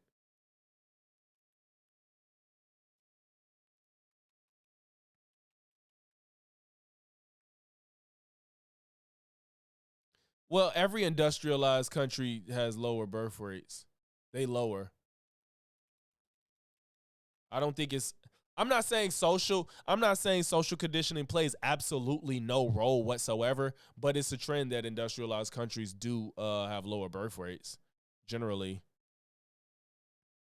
Exactly, Sandra, because they're not industrialized. That's exactly what I'm saying. With the countries that don't have a thriving, bustling economy, they have kids. It's just I'm sure there's plenty of reasons. I can't I don't know all of them. I could name some. Shit, time. Yesterday, Hassan Piker got banned on Twitch. You know, after a clip went viral of him referring to Zionists in the context of the recent ICE happenings. And in the clip, we good? Okay. I'm gonna look and see why Hassan got banned because I don't know. I just found a video. Oh man. Commit no crimes. Okay. Human snatching up moms, dads who cherish neighbors. Yeah. That shit crazy. Social conditions will stretch. Yeah. It's not the sole reason. I think it plays a small part. Vitality on here on green cards out the country from 160. I don't keep up with that Vitality dude. I don't even know what I know he got arrested overseas, but I don't know how he ended up back or why. Maybe because they got rid of him because he was a fucking criminal in their country. Or choosing to have children because they don't want to, can't afford, and it's kind of me. Yeah, he can't afford it. More opportunity, longer lifespans, more options, freezing eggs. People have opportunity. It's just a lot of reasons, people are not having kids these days. Yeah, that's just the trend. That's just what that's why I said I don't know the reasoning. I don't know the reasons why less country like third world countries have more kids. I don't know the reason, but it's just that's the trend. If you're not as advanced, they have more kids.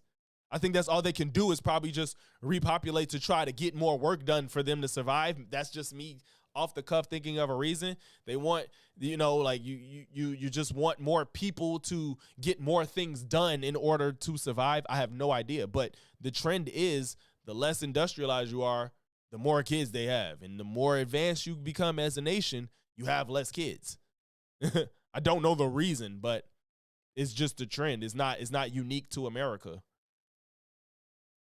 I think social engineering is not. I don't think that has anything to do with it because it's not just America that this happens to.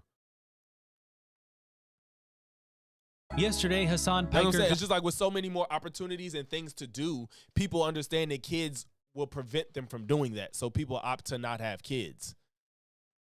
They just opt to people. They just don't have kids if you got so much you can do. Like people just, if you don't have a kid and you know that you could go to this country and you can make this much money and shit is expensive as hell, why are you having a kid?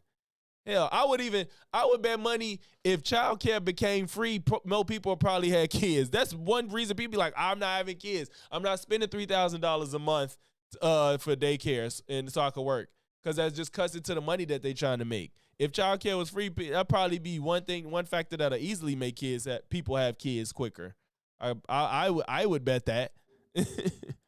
Got banned on Twitch after a clip went viral of him referring to Zionists in the context of the recent ICE happenings, and in the clip he calls them pigs. Many online responded to this ban, with some saying that this is just going to be another slap on the wrist for Hassan and just a short vacation, with others directly confronting him, like Nick Fuentes on Twitter, who replied to Hassan saying that this is Zionist censorship, with Nick saying he's wrong and it's actually Jewish censorship. Ethan of the H3 podcast weighed in, replying to both Hassan and Nick. XQC jumped in the mix and Los Pollos celebrated Hassan's ban. There's a lot to get into, so let's just jump in. Welcome to the internet versus Hassan's Zionist ban. It starts with the clip that got Hassan banned when Embarrassed Base posted on the Light Fail subreddit the clip with the caption, Hassan goes on a rant about people who think he's obsessed with Israel, calling them rabid ultra-Zionist pigs. Track protesters, both anti-ICE and pro-Palestinian. This is another big suck my dick to all the fucking Israel dick riders out there, you fucking rabid ultra-Zionist pigs. You fucking run around going, oh my God, Israel first, Israel first. Why are you tying this back to Palestine? Because this is precisely the fucking same shit. Okay? You Israel first monsters, dude. Jesus fucking Christ. How can you fucking say that when the first immigration action that the Trump administration took was literally try to deport anti-Israel protesters, trying to deport people for writing articles in their student newspaper against Israel, hurting Israel's feelings, and then they still act like this is not the identical situation. Fuck. Cue Ethan's one meme. Ethan can suck my dick, dude. Jesus fucking Christ. Oh my gosh.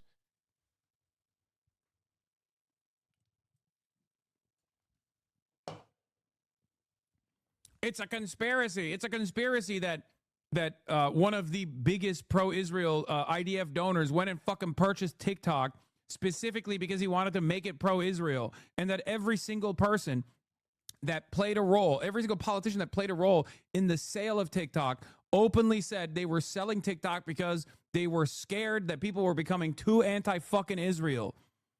Every single person that refuses to acknowledge that tries to disparage, that tries to fucking disparage people for calling this out, that tries to deflect attention away from this issue is a fucking monstrous liar that is only invested in Israel and nothing else. You know Paradox Preacher. You know what's crazy? I feel like Hassan has said worse and didn't get reprimanded for it. Like, he said worse, and now it's like, because didn't he get 7 days for this? Hassan has said way crazier shit than that, and that got him a 7-day ban.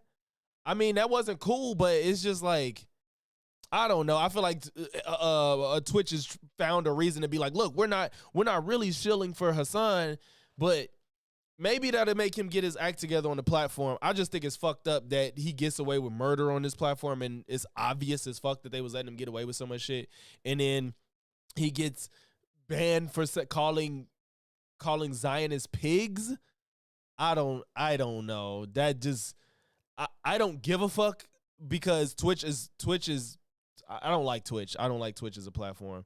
I know I use it just for my game and shit, but outside of that, I don't care for Twitch like that for real. I don't even know if I'm gonna continue doing it just because of how wishy-washy they are. Clearly, you know, it's just as a platform, they just you don't know what to expect with their TOS. It's like they pick and choose when they want to enforce shit, and it's shit like this where it's like calling Zionist pigs gets him banned, but when he had the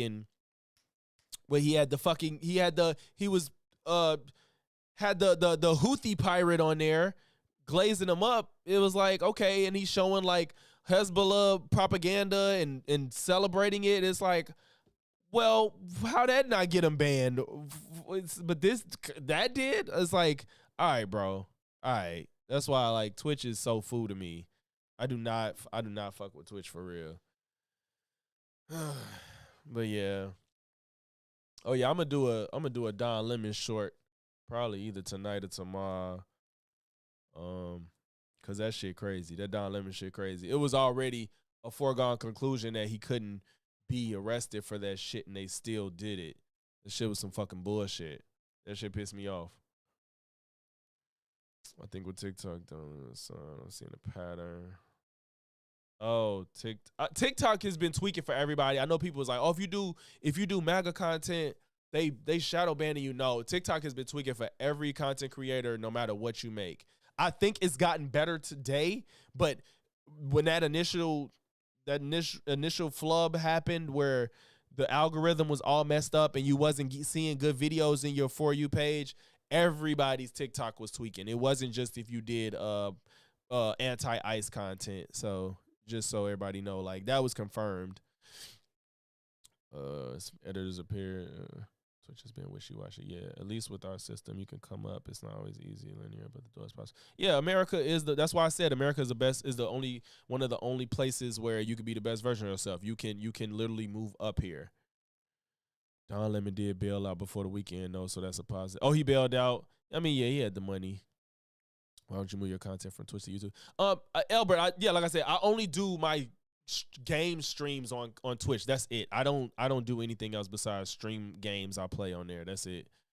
It's a multimillionaire that doesn't pay his mods, and his audience thinks he's against the bourgeoisie. He's quite literally is the bourgeoisie. Yeah, like Hassan not paying his mods is crazy. Like the type of money he makes no, it's crazy.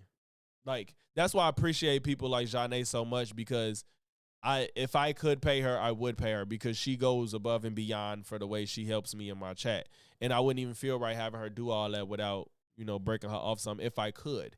You know what I'm saying? But she was just willing and ready to do that for me just off the love. And I appreciate people like that. And that's why, like, when I'm in a position to help people that's helping me, I want to do that. And this nigga claim he not a capitalist, but lives the most capitalistic life that you could live as a streamer. And it's like, bro, you don't have to say you're not a capitalist. If you gonna live like this, you don't have to do this. You can be a capitalist and still vouch for far left policy, bro. You just don't have to do this. Mark Lamont Hill is capitalist as fuck, and he's far left. He don't sit here and act like he ain't trying to make no money. Like, stop. In America, do the rich ever lose? Yeah, if you fuck up bad enough. If you fuck up bad enough, look at Diddy. Look at Dame Dash. If you fuck up, you lose. If you fuck up, you can lose. I appreciate it. That's what I do. Yeah, Janae. Even DJ and Destiny pays his mind. Yeah, Destiny, as much as people don't like him, he seems like he treats the people around him well. He gives his editor 45% of his YouTube money. That's a lot of that's a lot. 45%? Like, so, you should pay me for being your friend. I deserve a wage. You deserve this dick. No. Nigga, you gay. Oh, shit. Dang, why saying being your friend is hard work? No, Watch just a bitch. Destiny is not a leftist. Destiny is a liberal. Destiny is a liberal. I don't know who Cam James is. I don't know who that is. So I think people that don't like Destiny, I think they get him in like clips. I'm not saying everybody got to like him, because he's very edgy and crass. Like, you don't have to like him, and from what I noticed, people that don't like him, like strongly don't like him, is because they see clips of him saying shit that they don't like, and then they be like, oh, he seems disgusting. If you watch Destiny enough, his personality isn't for everybody. That's for certain. His personality is not for everybody, but that doesn't translate to me the way some people view him if they don't really know things. They just, it seems like they go off of a clip, and then they be like, he said this, I don't like him, and that's the internet for you. Yeah, I like him because he's honest. Like, what he does, I expect from him. He never surprises me with anything. I also like him because his content isn't about, like, I'm on the left, so if you watch me, you'll like it. Like, no, he's honest. Like, everybody was shitting on him because he agreed with the Kyle Rittenhouse verdict. When I saw the evidence, I was like, that was self-defense. And he was one of the only people on the left willing to say that. So it's just like, that's why I like him. I don't like to watch you and just you always agree with the left because these people agree with you. I don't like that shit. I don't want to agree with you just because you're on my side. I want you to be honest and objective about most things. Yes, people have biases, but you know what I'm saying? Like, some shit is just, it is what it is. A lot of people on the left still think that Kyle Rittenhouse did something wrong, and what he did wrong, what pales in comparison to what happened. I'm sorry. It's just what it is. Even people that don't like Destiny, I mean, he's a good debater. Yeah, and that's the thing too. Like, how many streamers sit there and just read fucking court documents for hours at a time, or books for hours at a time, or research topics for hours at a time? I don't know anybody else that does that. So the fact that he shows himself actually learning shit and not reading headlines and then coming out with a take, like, I appreciate shit like that. So, and not a lot of people do that. So that's why I like him. Despite debates, he's scumbag. I mean, yeah, he's not like this moral beacon of morality. You know what I'm saying? But I don't watch him for that. I don't watch him to be the morality police. I don't watch him for that. I watch him because he's gonna be honest. He's gonna be informed, you know, and that's what I like. No, it's the way he treats women that I don't like. He don't treat women well, but the worst thing I've seen him do, honestly, is cheat on his girl. But he's always said he had a problem with cheating. So it's like, nigga, damn, you know. And me personally, I'm not gonna stop watching a political streamer because they cheated. That may sound bad, but that I don't watch him for his relationships, you know. You know, this recent stuff with his court stuff, a lot of shit that came to light is not what people thought at the beginning. So, you know, no lie, I like both Hassan and Destiny. I think the clip stuff applies to both. And both their fan base hate each other. It's kind of funny. Yeah, Corval, I don't like Hassan, and it's not because of clips. I don't like Hassan because of the fact that he does not take in my personal opinion from what I know about Hassan, and when I do watch him, he doesn't watch things objectively. He watches things and he wants to make up his mind before anything. Like the bombing in what's it, Gaza with the hospital. He doubled down on that, acting like he knows what a JDAM sounds and looks like. Lying about Kaya. It's just all his shit seems like to keep up an image and not just being honest. I believe he shocked his dog. And it's not even an issue that you shocked your dog. It's you shock your dog and lie about it. Like, it's just stuff like that. It's just don't sit well with me with Hassan. He's just not. I love Erudite. Erudite is the homie. She's the homie. Yeah, she's like, who y'all see Erudite be on the internet, she's like that in real life. Like, dead ass. Erudite is really that. I really like her because she's not like fake off of the internet. Like she's that same person that she comes off as on the internet in real life. She cool as fuck. I just don't like how to rally around him as a hero. Albert, I don't know who you're referring to. What about all the Pixie stuff? Chanel, that's what I'm talking about. The Pixie stuff. I don't know if you kept up with it, but Destiny literally reads the transcripts of his whole court case on the internet. He reads all that shit. And the Pixie shit, from when it came out to what we know now, it's not what people were saying it was. It's just not. It's just, now, did he make mistakes? Yes. Was he being stupid? Absolutely. But he didn't send her videos around to as revenge porn, and he basically got it was he was stupid. Like, it wasn't, he didn't make smart decisions, but he didn't do what he was being accused of. He's not messing with underage people. He's not sending stuff unconsensually because he had implied consent because they were exchanging videos of other people. So he thought that if they were doing that, he could do it with other people. And the other person leaked it. Like, it's not like it's not as if like he didn't make mistakes, but to make him out as like this vile, like, I did this to be spiteful shit, that shit just not true. Oh yeah, about Rittenhouse, yeah, they're right. Yeah, they treated him like a hero. Chanel, I would argue that Pixie ruined her own life more than Destiny did. Chanel. Pixie, I think, did more damage to herself than Destiny did. Because when that shit came out, so what happened was, when the Pixie stuff happened, more people knew about it than originally because she made a post about it. Everything I knew, everybody was like, Destiny was sucking dick. Everybody was talking about Destiny. Everybody was talking about his stuff. And a lot of people don't know that a bunch of other stuff got leaked because everybody was just focused on what Destiny was doing. It was like, oh, Destiny was sucking dick. And that's all everybody was talking about. I didn't know nothing about Pixie until she said something. And I would assume that there's probably more people that watch Destiny that's less active with like Reddit and Kiwi farms than the people that are. So some people probably watch him casually, but they don't know I don't know nothing about Kiwi. I don't know how to navigate Kiwi farms. I don't know what I would ever do on that site. I don't use Reddit, none of that.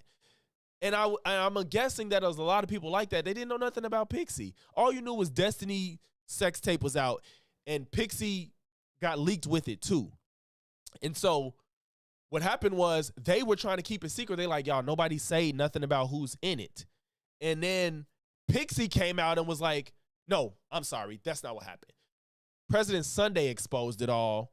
Him and Aaron are the ones that really fucked all this up. And they exposed it all, and Pixie then made a post about it after he exposed it. It was the Streisand effect. She said something publicly she didn't have to. And Destiny never tried to expose her. He tried to make sure nobody knew it was her. Because he felt bad that it happened, but he didn't go into it like trying to fuck over Pixie, even though he definitely made mistakes. But I think she blasted it more than it ever was. President Sunday could have got ignored to an extent. He could have got ignored, but she made a Substack. So we already knew that he didn't do his revenge, but he's reckless. Yeah, like I said, it was stupid. It was stupid. He was definitely stupid. And also people are acting like this happened recently when it was like 2022, 23. And he had made like actual strides to behave better sexually since that, but it all came out in 2024. It all came out, but all the shit happened in like 2022. Getting close to that 500, thank you.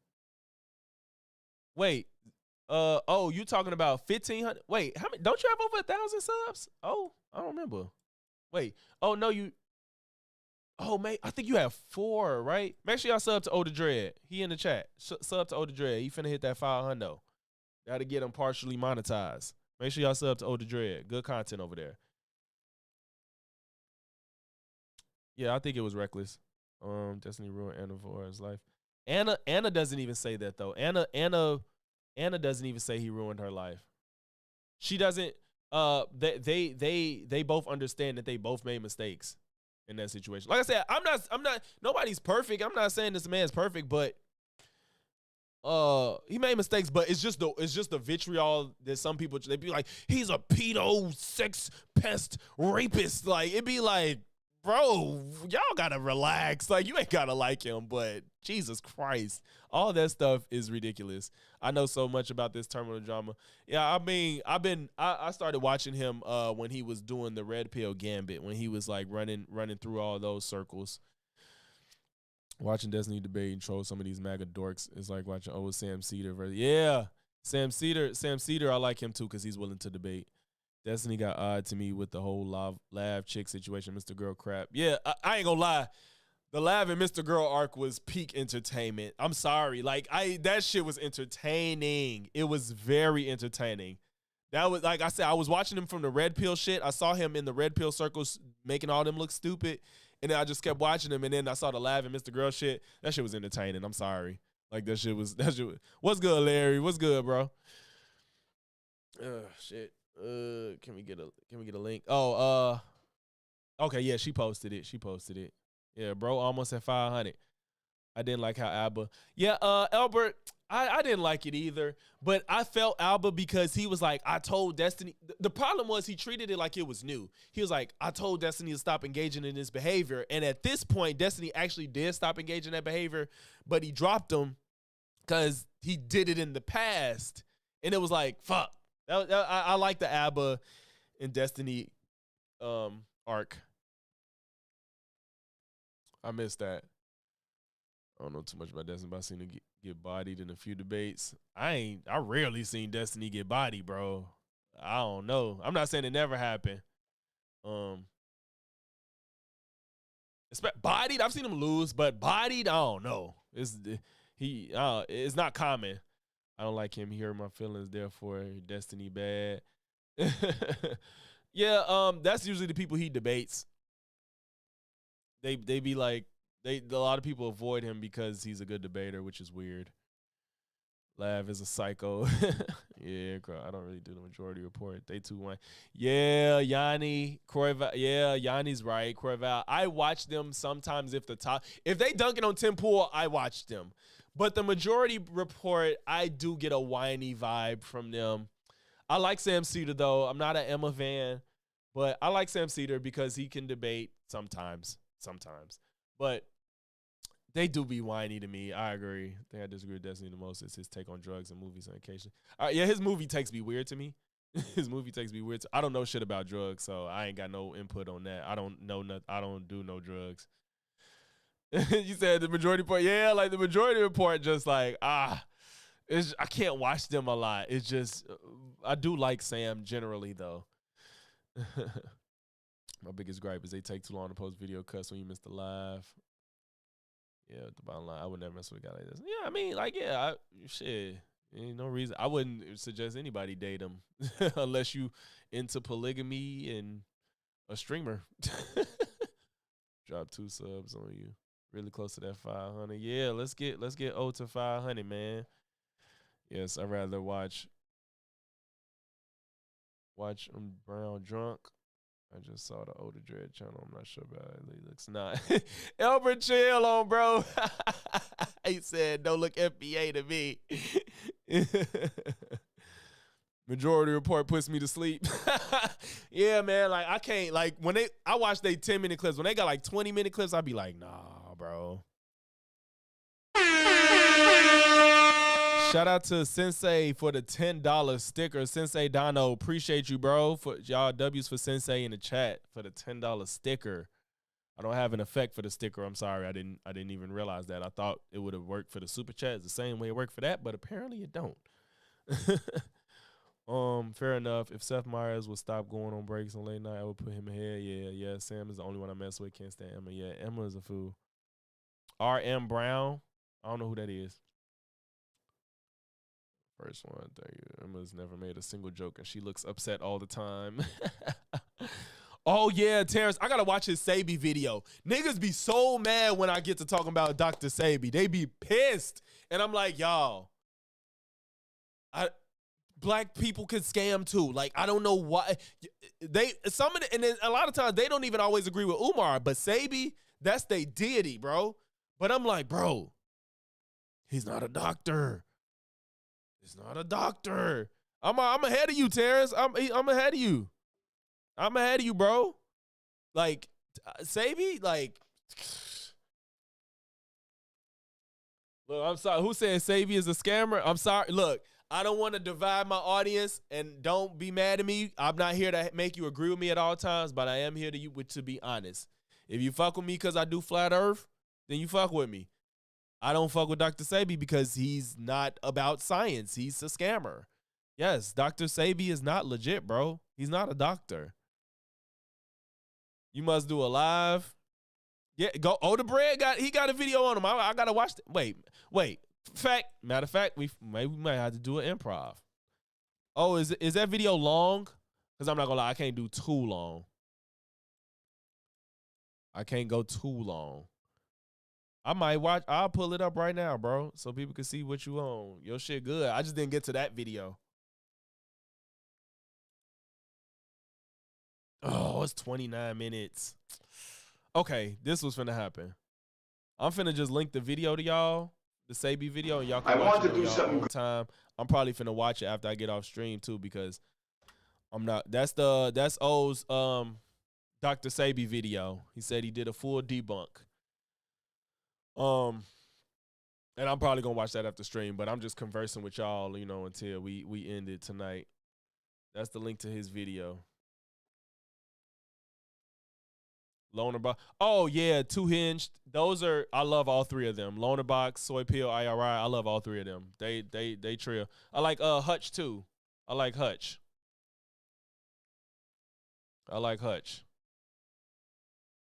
I believe Dr. Love over Dr. Sabi. Watts, I knew you was my nigga. We never talked about Dr. Sabi, but you already know.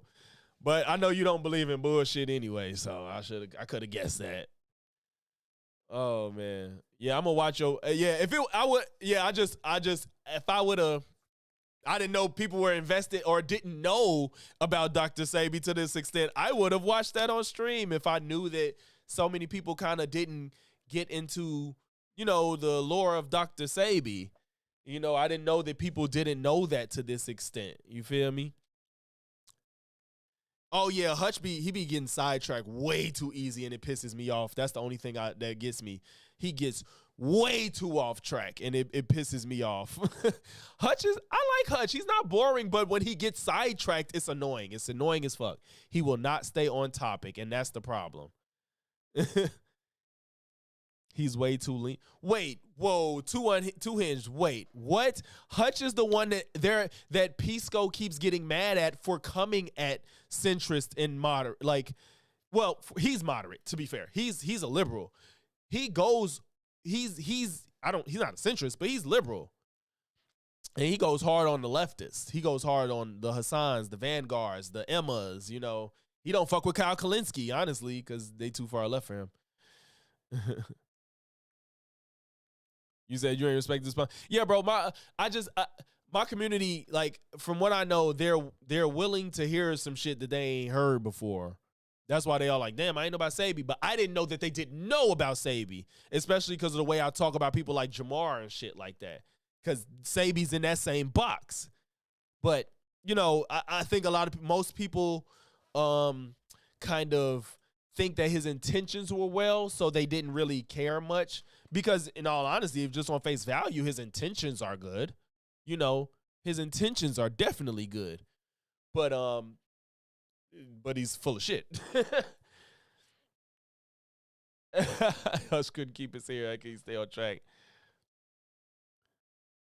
I got done reviewing Ironwork on my live stream.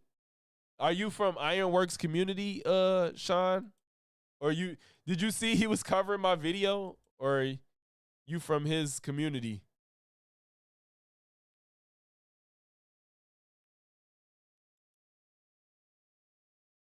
Oh, Greg, I just looked at your content, so you probably not on his side.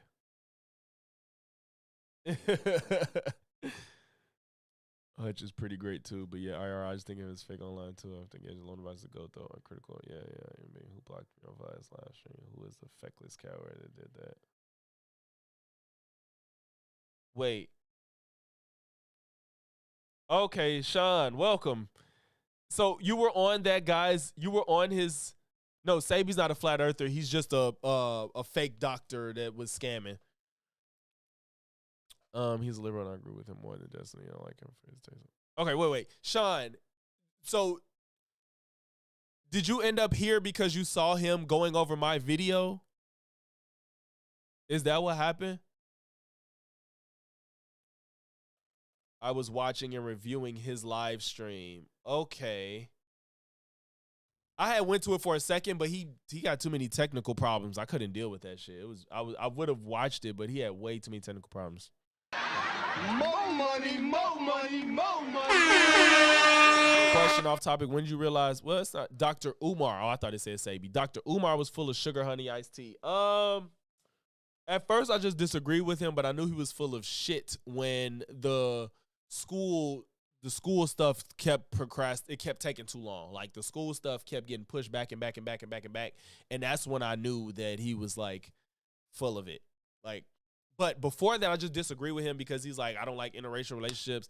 And then he make black people the center of everything and all things. Like, we're perfect. And I don't want to say this, but I believe he thinks we're superior. And I'm not a black nationalist. I don't agree with that. So, like, I love pro-blackness, but the whole, like, we're better than everybody and snow bunnies, stay away from all white people, racist. Like, I don't like that shit. That's not my thing. I don't do that. You know, he got triggered by me debunking in real time and booted me. What? Oh, wait. Sean, did you get on his live? I see he, like, letting people up. Did you get on and talk to him? Or were you in the chat and he banned you? Oh, you said you'll be back later. Okay. The Prince of Pan-Africanism. I knew once he said he was North. Damn, Sade, what's your beef with North Philly? Damn.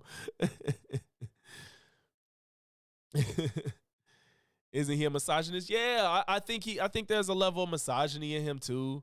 And then the Eminem hate, like, it's just too many reasons for me to not fuck with this nigga, bro. Isn't that suspicious? I don't like Tariq ass either. He's more tolerable. He is, I'll agree. He's more tolerable, but I don't like Tariq Nasheed either. I think he a liar too. When he was on that Brilliant, I knew I was over Tariq Nasheed when he was on the Brilliant Idiots, and he told Andrew Schultz. Andrew said, "All right, man." He was like, I think he was basically saying racism ain't changed. He was like, all right, would you rather be black now or would you rather be a black person in the 1930s? He was like, it's all the same. I was like, all right, man. Like, come on. When you don't want to give that type of ground, it's because you're just trying to, your audience captured and you cannot shake the image whatsoever. I hate when people do shit like that. Stop acting like you wouldn't rather be black now than when it was slavery still. Don't do that. It's just not reasonable. So when he did that, I was like, all right, bro, this nigga full of shit. He didn't want to admit that it's better to be black now. He said, matter of fact, let me pull that shit up. Because that blew me.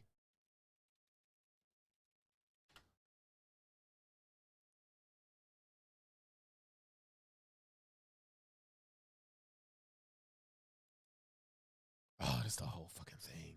I need that section. It's just the audio. No, it's a video of it. Because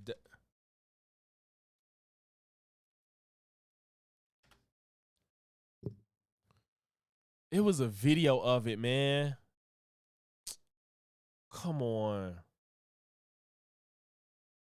All I'm seeing is the audio, but I know it's a video of it because I watched it.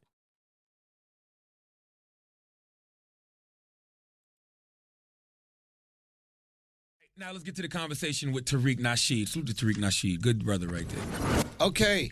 What's up? It's Andrew Schultz. I am here right now with Tariq Nasheed. What's going on, Schultz? How you doing? It's suspected white supremacists and there's more white people. Right. But percentage-wise, there's more wealth in the white community than there is in the black community. And that is because, obviously, if we're going to talk about just the people who have been here in America, a legacy of slavery, so white supremacy, we're going right back to white supremacy again. But we also have to look at recent immigrants that have come in from Africa and the West Indies in America who haven't sustained the same legacy of slavery and had incredible success in America. I mean, Nigerians out earn and out succeed white males in America, Asian males in America. Even education wise, they for you from another country when are bringing out these poor white women who said that he touched their breast. Not true. Tariq, this is why Baltimore is such a bad example. I'm telling you, That's not true. You can make better examples for this, but for this argument you're making, it's the worst example because this is a black city. But this is a black city that it's controlled by. I'm sorry, Andrew was handling him in this debate too. Andrew was handling him. Like, I remember I can't find the visual. Maybe it was on Twitter or some shit. I thought I saw it, though. White tax dollars. People. It's not controlled by black people. It absolutely is. Then why are black people allowed to be killed out there and nothing happens? 9 out of the 15 people. If black people controlled it, why can white cops go into black neighborhoods and kill black people? See, he's saying that like it's just acceptable. That's just not. That's why Tariq is just so dishonest. Are they going into neighborhoods and killing black people? Is that something that's happening, or that's something that happened? Why can they go into a black neighborhood and kill a black person and nothing happens to them? Can white people do that, or can cops do that? No, white people. White police officers can do that. Black people, you cannot. And here's the question. Black people cannot kill unarmed white people. So here's the question I ask you. So let me finish. Here's the question I ask you. Okay, let me finish. Go. Black people, even a cop, you cannot kill unarmed white people and not get punished. If it happens, it's so extremely rare. See, like he takes something that could be a real issue and just pulls it to the most extreme scenario. It's not reasonable. It's just not. Ridiculous. I can think about 1 or 2 Actually, cases it happens at a higher percentage than it does to black people. No, you should check out 2 studies. The Washington Post did a study, and I think Johns Hopkins University did a study where white people are 18% more likely to get killed than black people by police. You changed the argument. I was just gonna say that's not when you get to talking about per capita. Perfect. Black cops, white people. So of course. Killing whites. Now I can deal with what you're saying too. Black cops ain't killing whites. Black cops are not killing unarmed white people. Schultz. Matter of fact, well, cops in general. We're talking about let's stay on this issue. Let's stay on this issue. But also, let me deal with what you just said. Real quick, and then we'll get back to that. I promise you. Right. I promise we'll get back to that. But real quick with this issue. So yes, two-hinged. Exactly. It's not because they're white, and that's what I hate too. Like. This is older than that situation with them. What was it, like 5 black cops beat that dude to death? I think it was in Tennessee, Mississippi. Y'all don't want to talk about 5 black cops beat that black dude to death. But it is more of a police, and that's why like people keep saying white police. Yeah, more police are white, but it's a police problem. It's not a white people problem. We have a situation where I think you're blinded by the race issue, right? And I think that there is cop privilege in that a cop. If you're white. No, I think if you're no, that's just being dishonest. Like that's why I don't like Tariq. Everything is white people bad, white people bad, white people. I don't like that shit. Black, white doesn't matter. Then name black cops who are killing unarmed white people. Name them. Name black cops. I can name Pantaleo. That's such an unfair thing to even say. Why would you even? Why? That's so unfair. Name the white cops that are name the black cops that are killing unarmed white people. What type of shit is that? That's like saying, name me somebody that actually lost their left leg and their right leg and they're of Mexican descent. Like, what? Come on, bro. Darren Wilson. I can name. Yes, of course you're going to name big cases that everybody knows about. More money, more money, more money. Shout out to Miss Chanel for the €2. Thank you, Chanel. Brief thoughts on J. Cole drop. Don't kill me. I have not listened yet. And part of it's been not intentional and part of it is intentional because if they're on his album, I didn't want to listen to him yet. But they freestyles, if I'm not mistaken, so they probably won't be. But I haven't been rushing to see it because I'm like, all right, if it's on the album, I just want to wait and listen to the album. I heard the first drop he did, his version of Rewind. I forgot the name of it. But I was just like, man, I just want to hear his album and that's it. So I kind of was like, I'm not going to listen to this. But at the same time, if they freestyles, they probably not going to be on there. So I might just go back and listen to them after the album drop because I just want to, Corvette out here. I don't want to just, I don't know. I don't want to spoil the album. That's all. Appreciate you for the $2, Chanel. The cops who killed Freddie Gray. I can name a whole bunch. Of course, you can name a bunch of big cases, like obviously. And after that, you got the case. I don't know if he would able to name them 5 black guys that beat that guy up in Mississippi, beat him to death. There was a black cop at a university in, I think, Texas that shot a white kid because he thought he was on drugs. The naked white kid. Yeah, people always point to the naked. That's the only one that I can think of. Okay, well, you told him the name, and then he did. And there was a white guy who was flipping out on drugs, and he shot him. Yeah, okay. Right. So that's one. You said the name. Okay, but I mentioned that earlier. So you're going to have Oh, my God. I don't even believe Tariq ever mentioned that. Mentioned that. I did. I said there's about 1 or 2 Well, you just said name one. You said... You see, this man is full of it. He can't. He's so. He like I said I could name 1 or 2. He said, "Well, you told me to name one, and I did." He's like, "Well, I already said it." Like, come on, man. Name one. I name one. Well, he's a white and I'm sure if I just Google cops that have killed whatever, but there's always going to be a white sacrifice. I don't think it was. It was in the South. It was like Tennessee or Mississippi. More money, more money. Shout out to Albert for the $5 super chat. There's a guy on YouTube by the name of Cam James who does a hour-long breakdown of Tariq Nasheed. I think somebody just asked about him earlier, Albert. I seen people mention R.M. Brown and Cam James. I think somebody just said something about him earlier in the chat. And I have to see what's to him.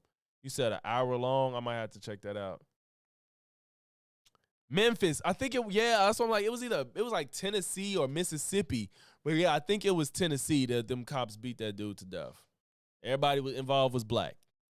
When it's systematic, again, here goes back to your argument, which is there's a token white, you're a coon if you disagree with me, and there's a white sacrifice. But having a white sacrifice doesn't negate the fact that it is systematic. You can make better arguments. No, this is what I'm saying. You're a smart dude. You're a great communicator, and you communicate in digestible.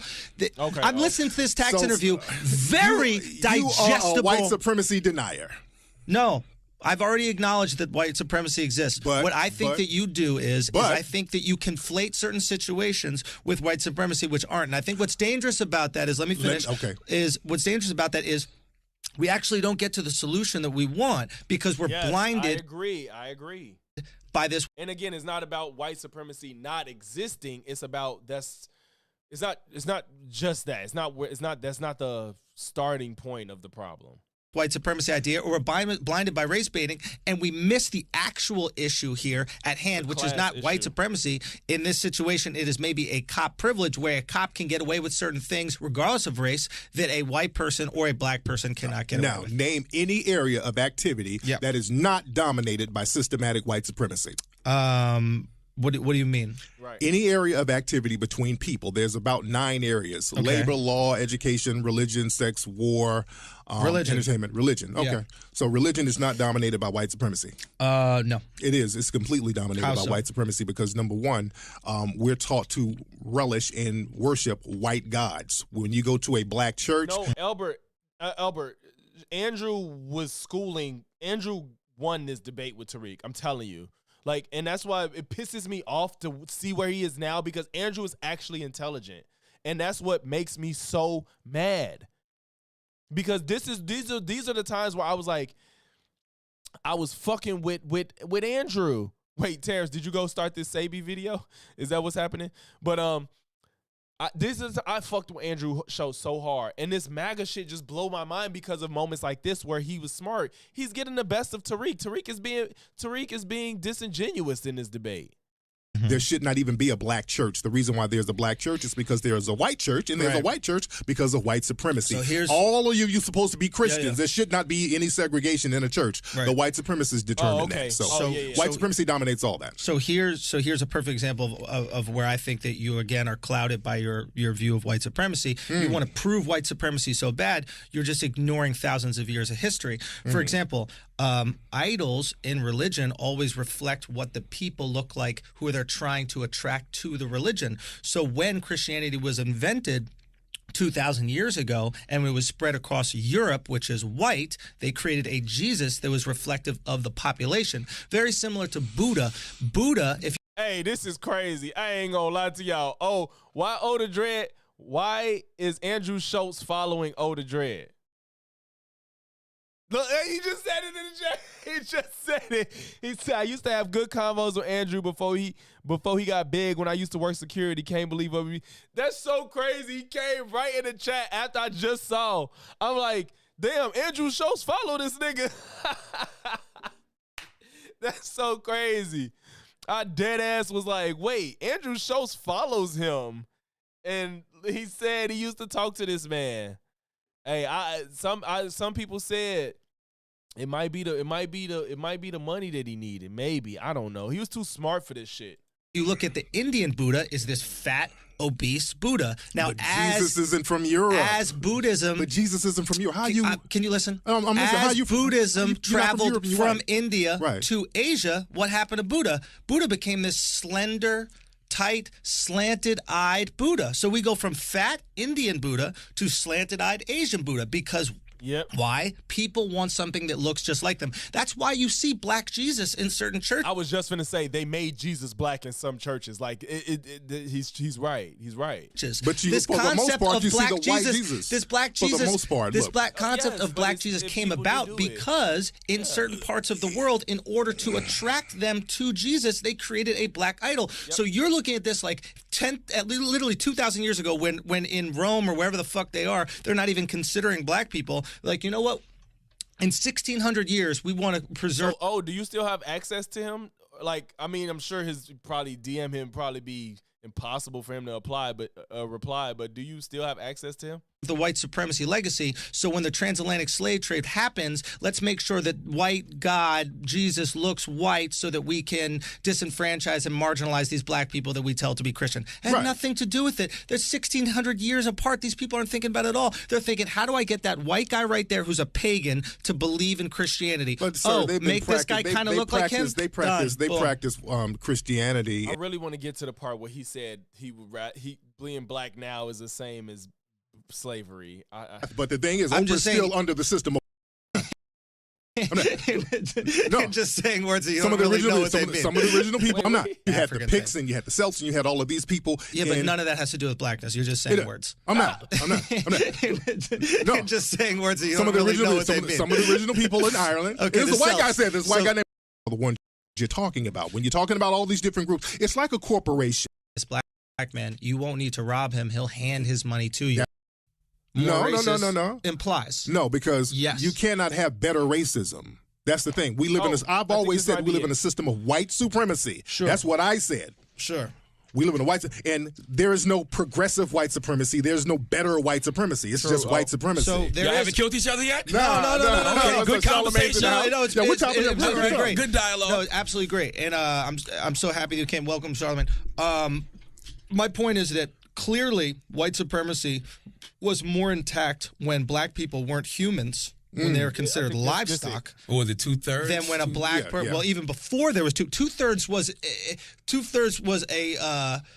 was progress. Yeah. They got to 2/3 just so you they could get trying to say votes. that there's racial progress in America? Yeah. You go from owning livestock, humans as livestock, to having a black president. I think that's racial progress. Right. There's no such thing.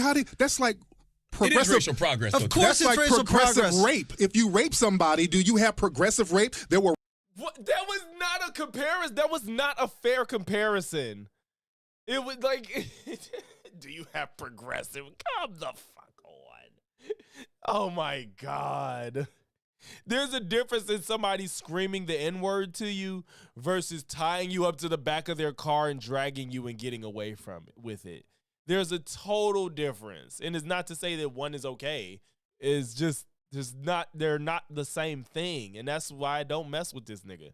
Rapists back then, but there's just a few rapists now. They're not as brutal as the rape. Is that progressive rape? There's definitely levels to rape. Tariq is a brilliant idiot. Of course, there's levels. He said Tariq is a brilliant idiot.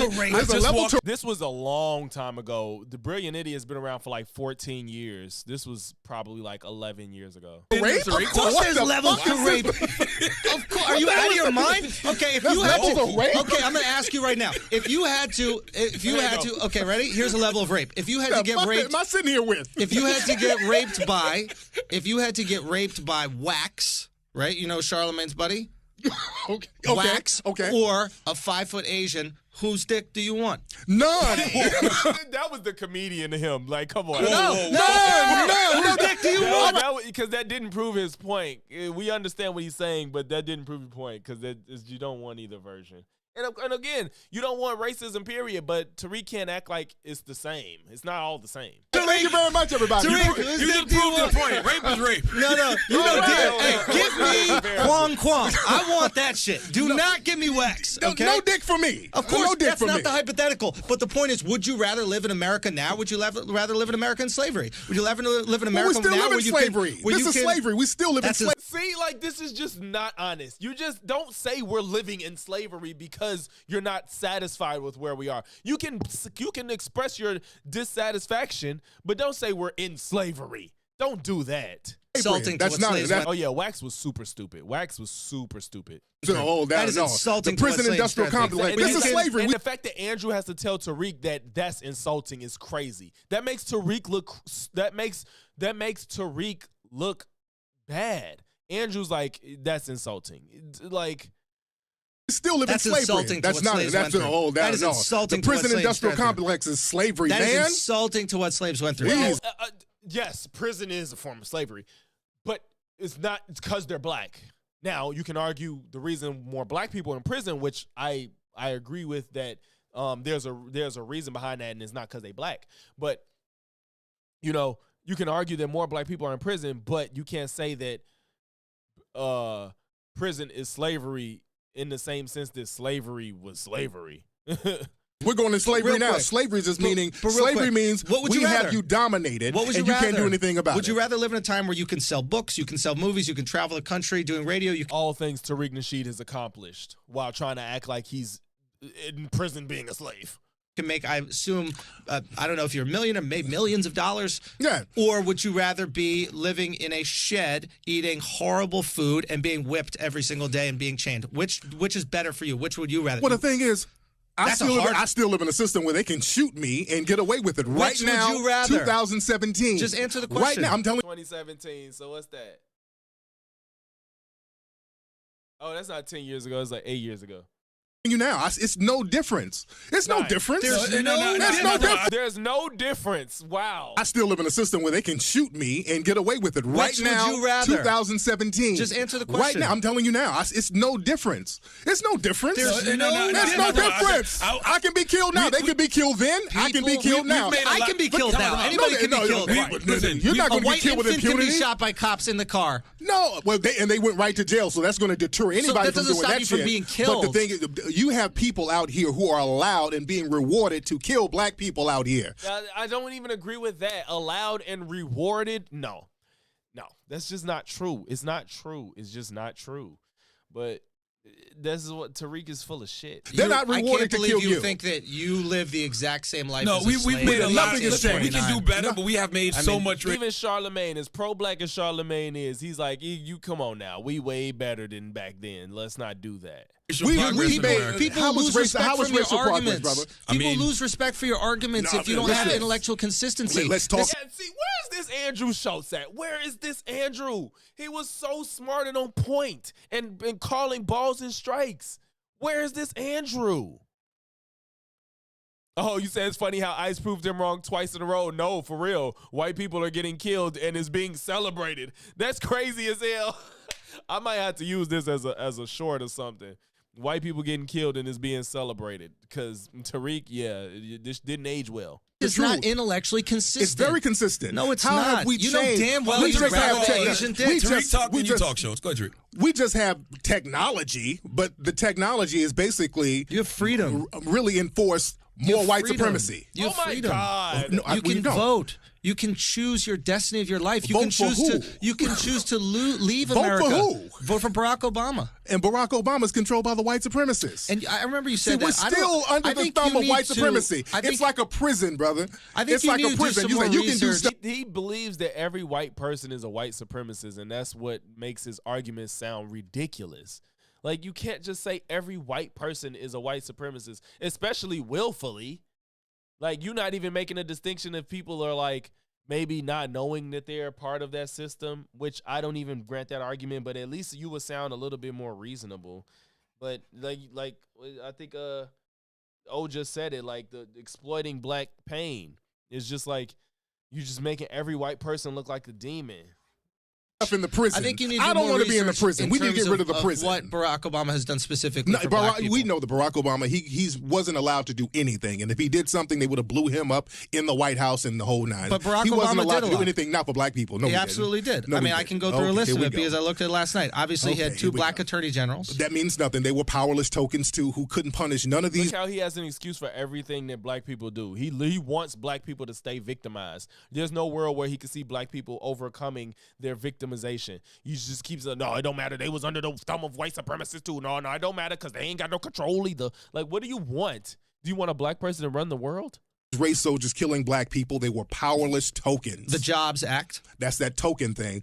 Everything's a token. There's two black people. There's two black people there. So that's progress. Go ahead. I mean, I think you need to think about an argument. So the Jobs Act, it made money available for minority-owned business owners. What's a minority? Anything that's not white supremacy. Bullshit. Except Nigerians, because they're white supremacy to you. Most minorities are white. Nigerians are white. Most minorities are white. See, watch these trick words. Most minorities are white. In terms of, you're saying women are a minority? Is that what you're trying to say? White women, right? Hispanics who are classified as white. Well, it depends. Gay, what type of Hispanic. White men, they're classified as minorities. Not all Hispanics are white. Okay. I know over here about 80% of them are white. Okay, so he over cut here they are. black unemployment in half. It went from 18.6% to 8.3%. That is specifically something that he did for black people. The Ready for Work Partnership, $170 million for back to long. It's the same with the black nationalist shit is the same as the red pill shit. You have to make these people feel like perpetual victims and everybody else around them is wrong, and you only need to listen to them because they have the answers and they're right and they understand and they can see you and they know what you're going through. So you stay a victim. You can't do anything to fix it, but listen to me because I know the answers, even though I won't give you the solution to actually get out of this situation, and keep you a victim so you can keep listening to me and spending money on me. This shit is so fucking tired. The same as the red pill shit, like I said. That's all it is, man. But yeah, I just wanted y'all to hear that man really say, like, it's all the same as being black now and being black during slavery. It's all the same. Like, these people are so full of shit, and that's what I don't like about these people. That's why I don't fuck with Umar and Tariq and, of course, the red pill. It's all the same fucking script. It's all the same. Sean, I need to connect with you because I don't know. So were you saying that you went in his chat and or you was on stream? You got on and he took you off. Yeah, y'all. I mean, yeah, it's very clear. They keep you a victim, so you can't do anything. Schultz be trying, but his white privilege be getting in the way. Yeah, it's like you went from this. You went for literally Andrew Schultz was. I ain't gonna say he's advocating for black people more, but he's being more honest about his assessment of the world around him. Oh, his Rumble chat. Okay, I don't be on Rumble. Okay, he was on his Rumble chat. Yeah. Yeah, it's just crazy how Andrew was just so level-headed and nuanced, and now like this Trump shit is crazy. Now you sitting back like we didn't want this, and it's like, bro, most of us knew what the fuck to expect with this administration. A lot again, they keep saying half the country voted for him, or majority of the country didn't vote for him. Majority of the country voted against him. Like, I hate when they say that, and I'm never letting it go. If I ever am in a debate with somebody, I don't let that shit fly. Well, majority of the no, majority voted against him. He got a plurality of the vote. He did not get the majority of the vote. Like, let's be clear. He got 48% is not a majority in any sense of the word. Amygdala, they have a larger amygdala. I've been blocked on his YouTube channel since the first time I proved him wrong. Wow. Sean, that's so funny. He's been in my comments. You know what would be hilarious? If I set up a conversation with him and then I bring you on, that would be fucking hilarious. O'Shea is what? I don't have a huge problem with O'Shea. I just stopped watching him because he got careless with the content he put out. He's just careless. He puts out so much content that he stopped caring about pronouncing people's names right, having the correct information, because he's so quick to just put shit out every day, freaking every 5 hours or something. He got so careless, and I couldn't keep up with O'Shea because it's just too much. I'm like, I don't want to watch you because you be having outdated or wrong information, and so I don't dislike him. I just like I'm just not gonna watch. I get my information from somebody that's gonna at least take a little bit more time before they put out the content, or at least know how to pronounce people's names right. You know. Oh, Human Being, that guy wanted to do the flat Earth. He wanted to do the final experiment. Oh, you think it's lazy because why? I say it's not lazy as far as production quality, but I think I don't know. What you mean by lazy? I think he just, I don't know if lazy is the word to me. It just seems like he just cares about like making money, I guess. Yeah. But I don't know how his growth looks. Maybe his views are good, but I don't know what his channel growth is like. I haven't looked at it. Let me look at it out of curiosity. I'm finna look at it. What's his biggest channel? I know he got like 3 of them joints. What's his biggest channel? Excuse me. It's Rushed for sure. But didn't Jaron go though? Didn't Jaron change his mind after going to the final? Ain't he the one that's not a flat earther no more because he went and saw the 24-hour sun?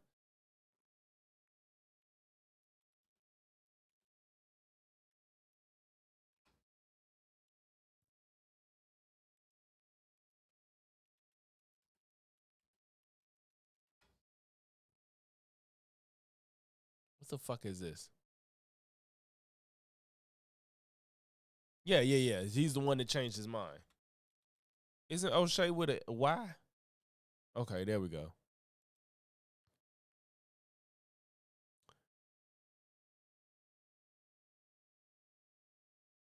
Okay, O'Shea gets a lot of views, or consistent views, I should say. But don't look like his channel is growing at a good pace though.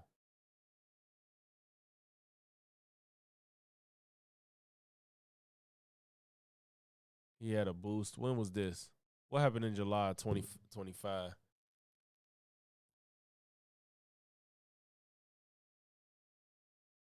That wasn't Stevie time, was it? Nah. I don't know what happened. Something probably happened to get these spikes. You got his growth ain't bad though. It's not bad. Yeah, I don't know. His content is definitely rushed, and that's what turned me off from him though. That was his O'Shea Duke Jackson channel. Jaren changed his mind. Yeah. Yeah, he is a Trumper, but he tries to avoid outwardly saying it because he know how bad this administration is. Lazy in the sense that it's kind of becoming gossip slop. That's true. That's true. It do a lot of gossip. He's doing panels with Globers to attack Flurfs. Hey. That's what I said to this guy that did I don't know if Sean is still in here, but the guy that was covering my video, he was under my comments saying Earth is flat. I was like, bro, he was like, you need proof. I said, bro, flat earthers proved it. And it was Jaren from the Behind the Curve documentary. And I was like, Jaren and them proved that the earth was round when they did their little experiment, and they literally proved themselves wrong. And he was like, oh, David Weiss and Jaren already explained why that didn't work out. I was like, come on, man, you full of shit. He's like, I'm going to cover your video tonight. I'm like, bro, get the fuck out of here. Like, you just talking. You have no idea what you're talking about. And he can't even get his fucking tech set up, right? Why should I trust you that you know how the shape of the earth and you can't even fucking get a stream going appropriately? And I'm not blaming the weather because you have an internet connection. So this is your norm. It's just not knowing what the fuck you doing on stream. So I'm supposed to trust you to know the shape of the earth. Get the fuck out of here, bro. At least Flat Earth Dave could make a stream work. And I'm not even talking about like money and quality, that type of shit. I'm not judging nobody for, making this shit work how they do. But he was having way too many tech issues. You put the mic doing shit like that. Like you talking in the mic like that and shit, and then you got a stream inception and shit going on. Come on, bro. Yeah, I saw that Jaren did a stream with Professor Dave. I didn't watch it, but I saw that they did it though. Yeah, I was like, that's cool. I'm glad somebody actually had a fucking moral compass, to admit you was wrong. Yeah. Oh, okay. Yeah, I haven't watched him lately, so I don't know where he stands on everything. I know he been coming at the red pillars like Anton and, was it Anton and Myron and who ball buddy with the white girl? Donovan Sharp. Yeah. I don't understand how they still have this stand so far. It's been a few ever. I don't know, because at this point, if they too dug in, they can't turn back because that's what they built their audience on. They can't go back because their audience is built on a flat Earth. If in my personal opinion, I would think that it looks good on them to actually change their mind. Oh yeah, my channel popped off going over the Professor Dave Jamar shit. That's how my channel got a pop. Was when I covered Professor Dave and Jamar. Yeah, so I think once they get in their flat earth shit, they can't change their mind. And that's when they just they just gotta keep their heels dug in. But like I would think that you would gain a lot of respect and just a different following that you gotta cultivate, from being honest. I think people appreciate and respect it. But hey, I just hope I'm never in that position. But I'll let y'all know I'm not willing to just pick a side for any and all things. No, Donovan's not really still around. He's not really still around, bro. He's talking to AI. He's talking to AI on stream, pretending like it's people calling in. That's what Donovan is doing. That's where he's at. He's talking to AI on stream, pretending it's a real person. It's probably one of the longest streams I did. Okay. We got to call it. It's way longer than I anticipated, but I was enjoying talking with y'all. This was fun. When it's a slow week, man, I want a stream where I could just talk to y'all, man, because I enjoy just talking. I love conversation. That's why I started this channel. I love just talking, man. So maybe one day I'll do a stream where I just have like conversational topics and then we'll talk. And I'll have people in Discord, maybe not just through the chat because that's not as efficient. But, yeah, I'm going to do a stream where I could just talk to y'all about different shit because I like talking to y'all. Okay, DK, I got you. If you want to be in the Discord, join the Discord, man. We have fun. We talk. Suggestions if you want me to cover certain topics. Talk to people with like-minded. It should be fun. I appreciate each and every one of y'all. Make sure y'all follow O. He's almost at 5. If you haven't followed O the Dread, make sure y'all follow him. He's not just because he cool, but because he has good content. He's almost at 500 subs, which helps you get partial monetization. So make sure y'all sub to him if you have not. Appreciate everybody, man. All the super chats, all the conversation, all the likes, everything. All of it matters. And if you made it to this point of the stream, man, make sure you leave a like, comment, sub. If not one, then all three. And I'm going to catch y'all in the next one. Peace.